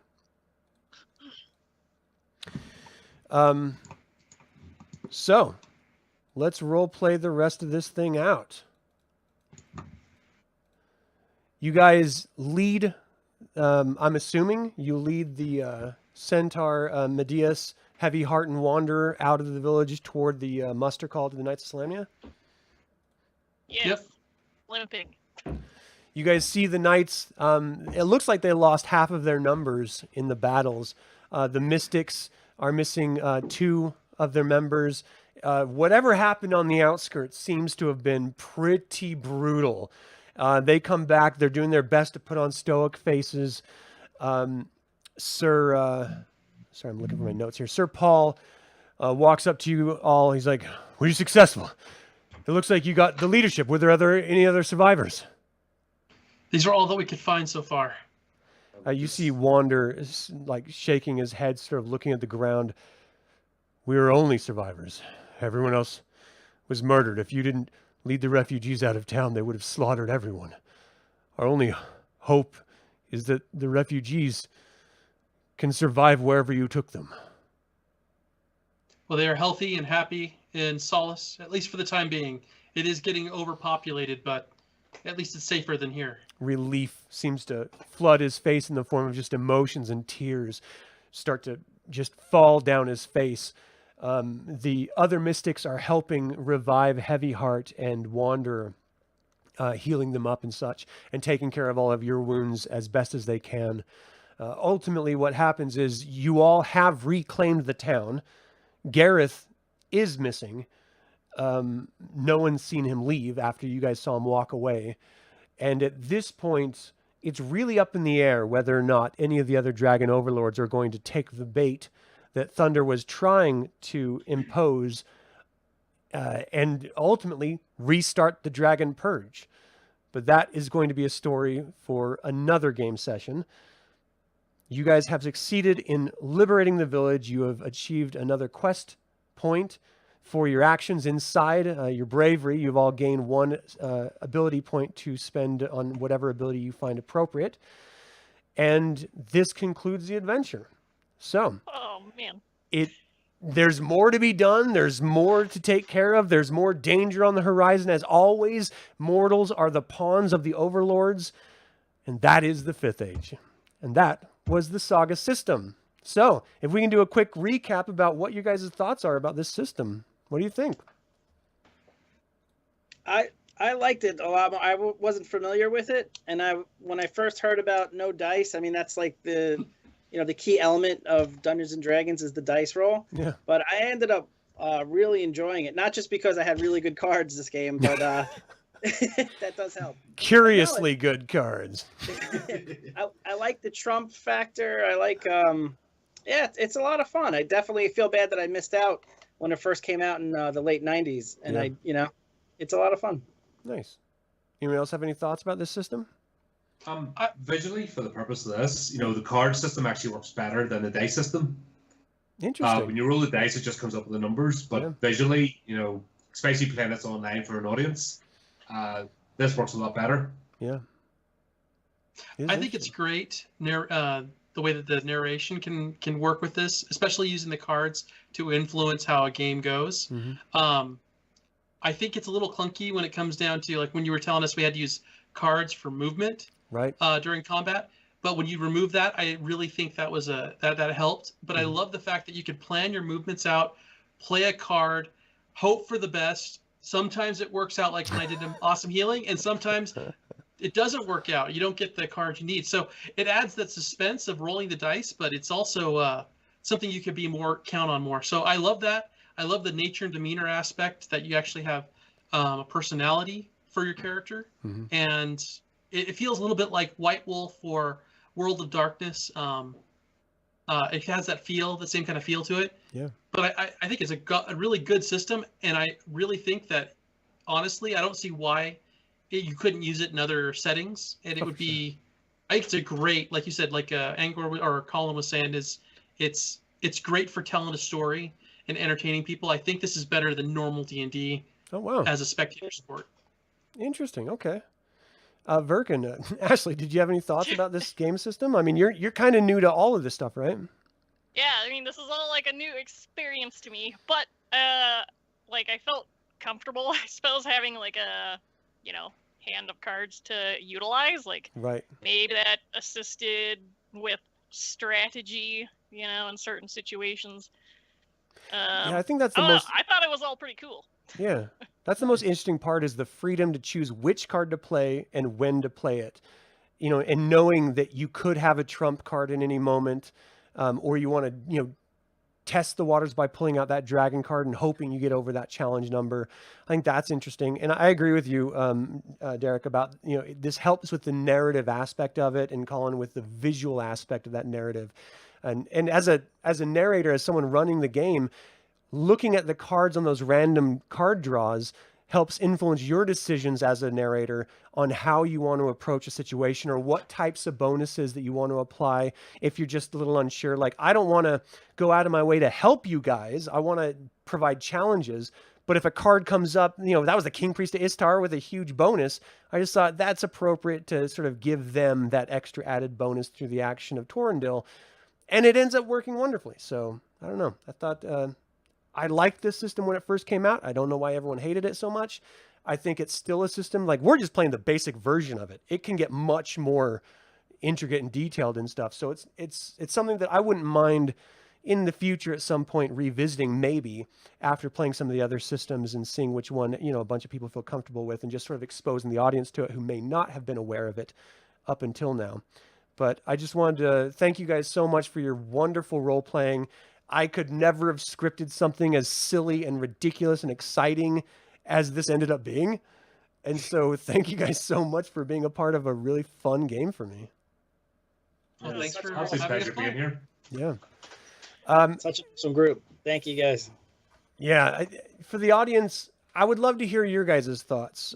Is this something that you enjoyed? Do you want to see more gaming episodes out of this channel? Would you want to watch us do another, or maybe a continuation of this Saga game sometime in the future? Yeah. Let us know in the comments about what you thought of it. We'd love to hear you, and thank you so much for your time and attention. And for those of you tuning in live, we really appreciate you guys. It means the world to have that live audience interaction during the breaks, and sort of looking at it when it's not our turn and seeing what you guys are thinking. It adds a whole new dimension to playing this pretty fun little game of Saga System. But that is going to do it. That concludes our Saga System Dragonlance 5th Age game. I would like to thank the players once again for joining me and making this an entertaining session. How did you all, watching this, feel about the resolution of this mini campaign? Do you see the duplicity with Gareth from the beginning? Feel free to email me at info@dlsaga.com or leave a comment below. I would like to take a moment and remind you to subscribe to this YouTube channel, ring the bell to get notified about upcoming videos, and click the like button, because that goes to help other Dragonlance fans learn about this channel and its content. And again, this channel is all about celebrating the wonderful world of the Dragonlance Saga. Thank you so much for joining me. Until next time, Slanjavar.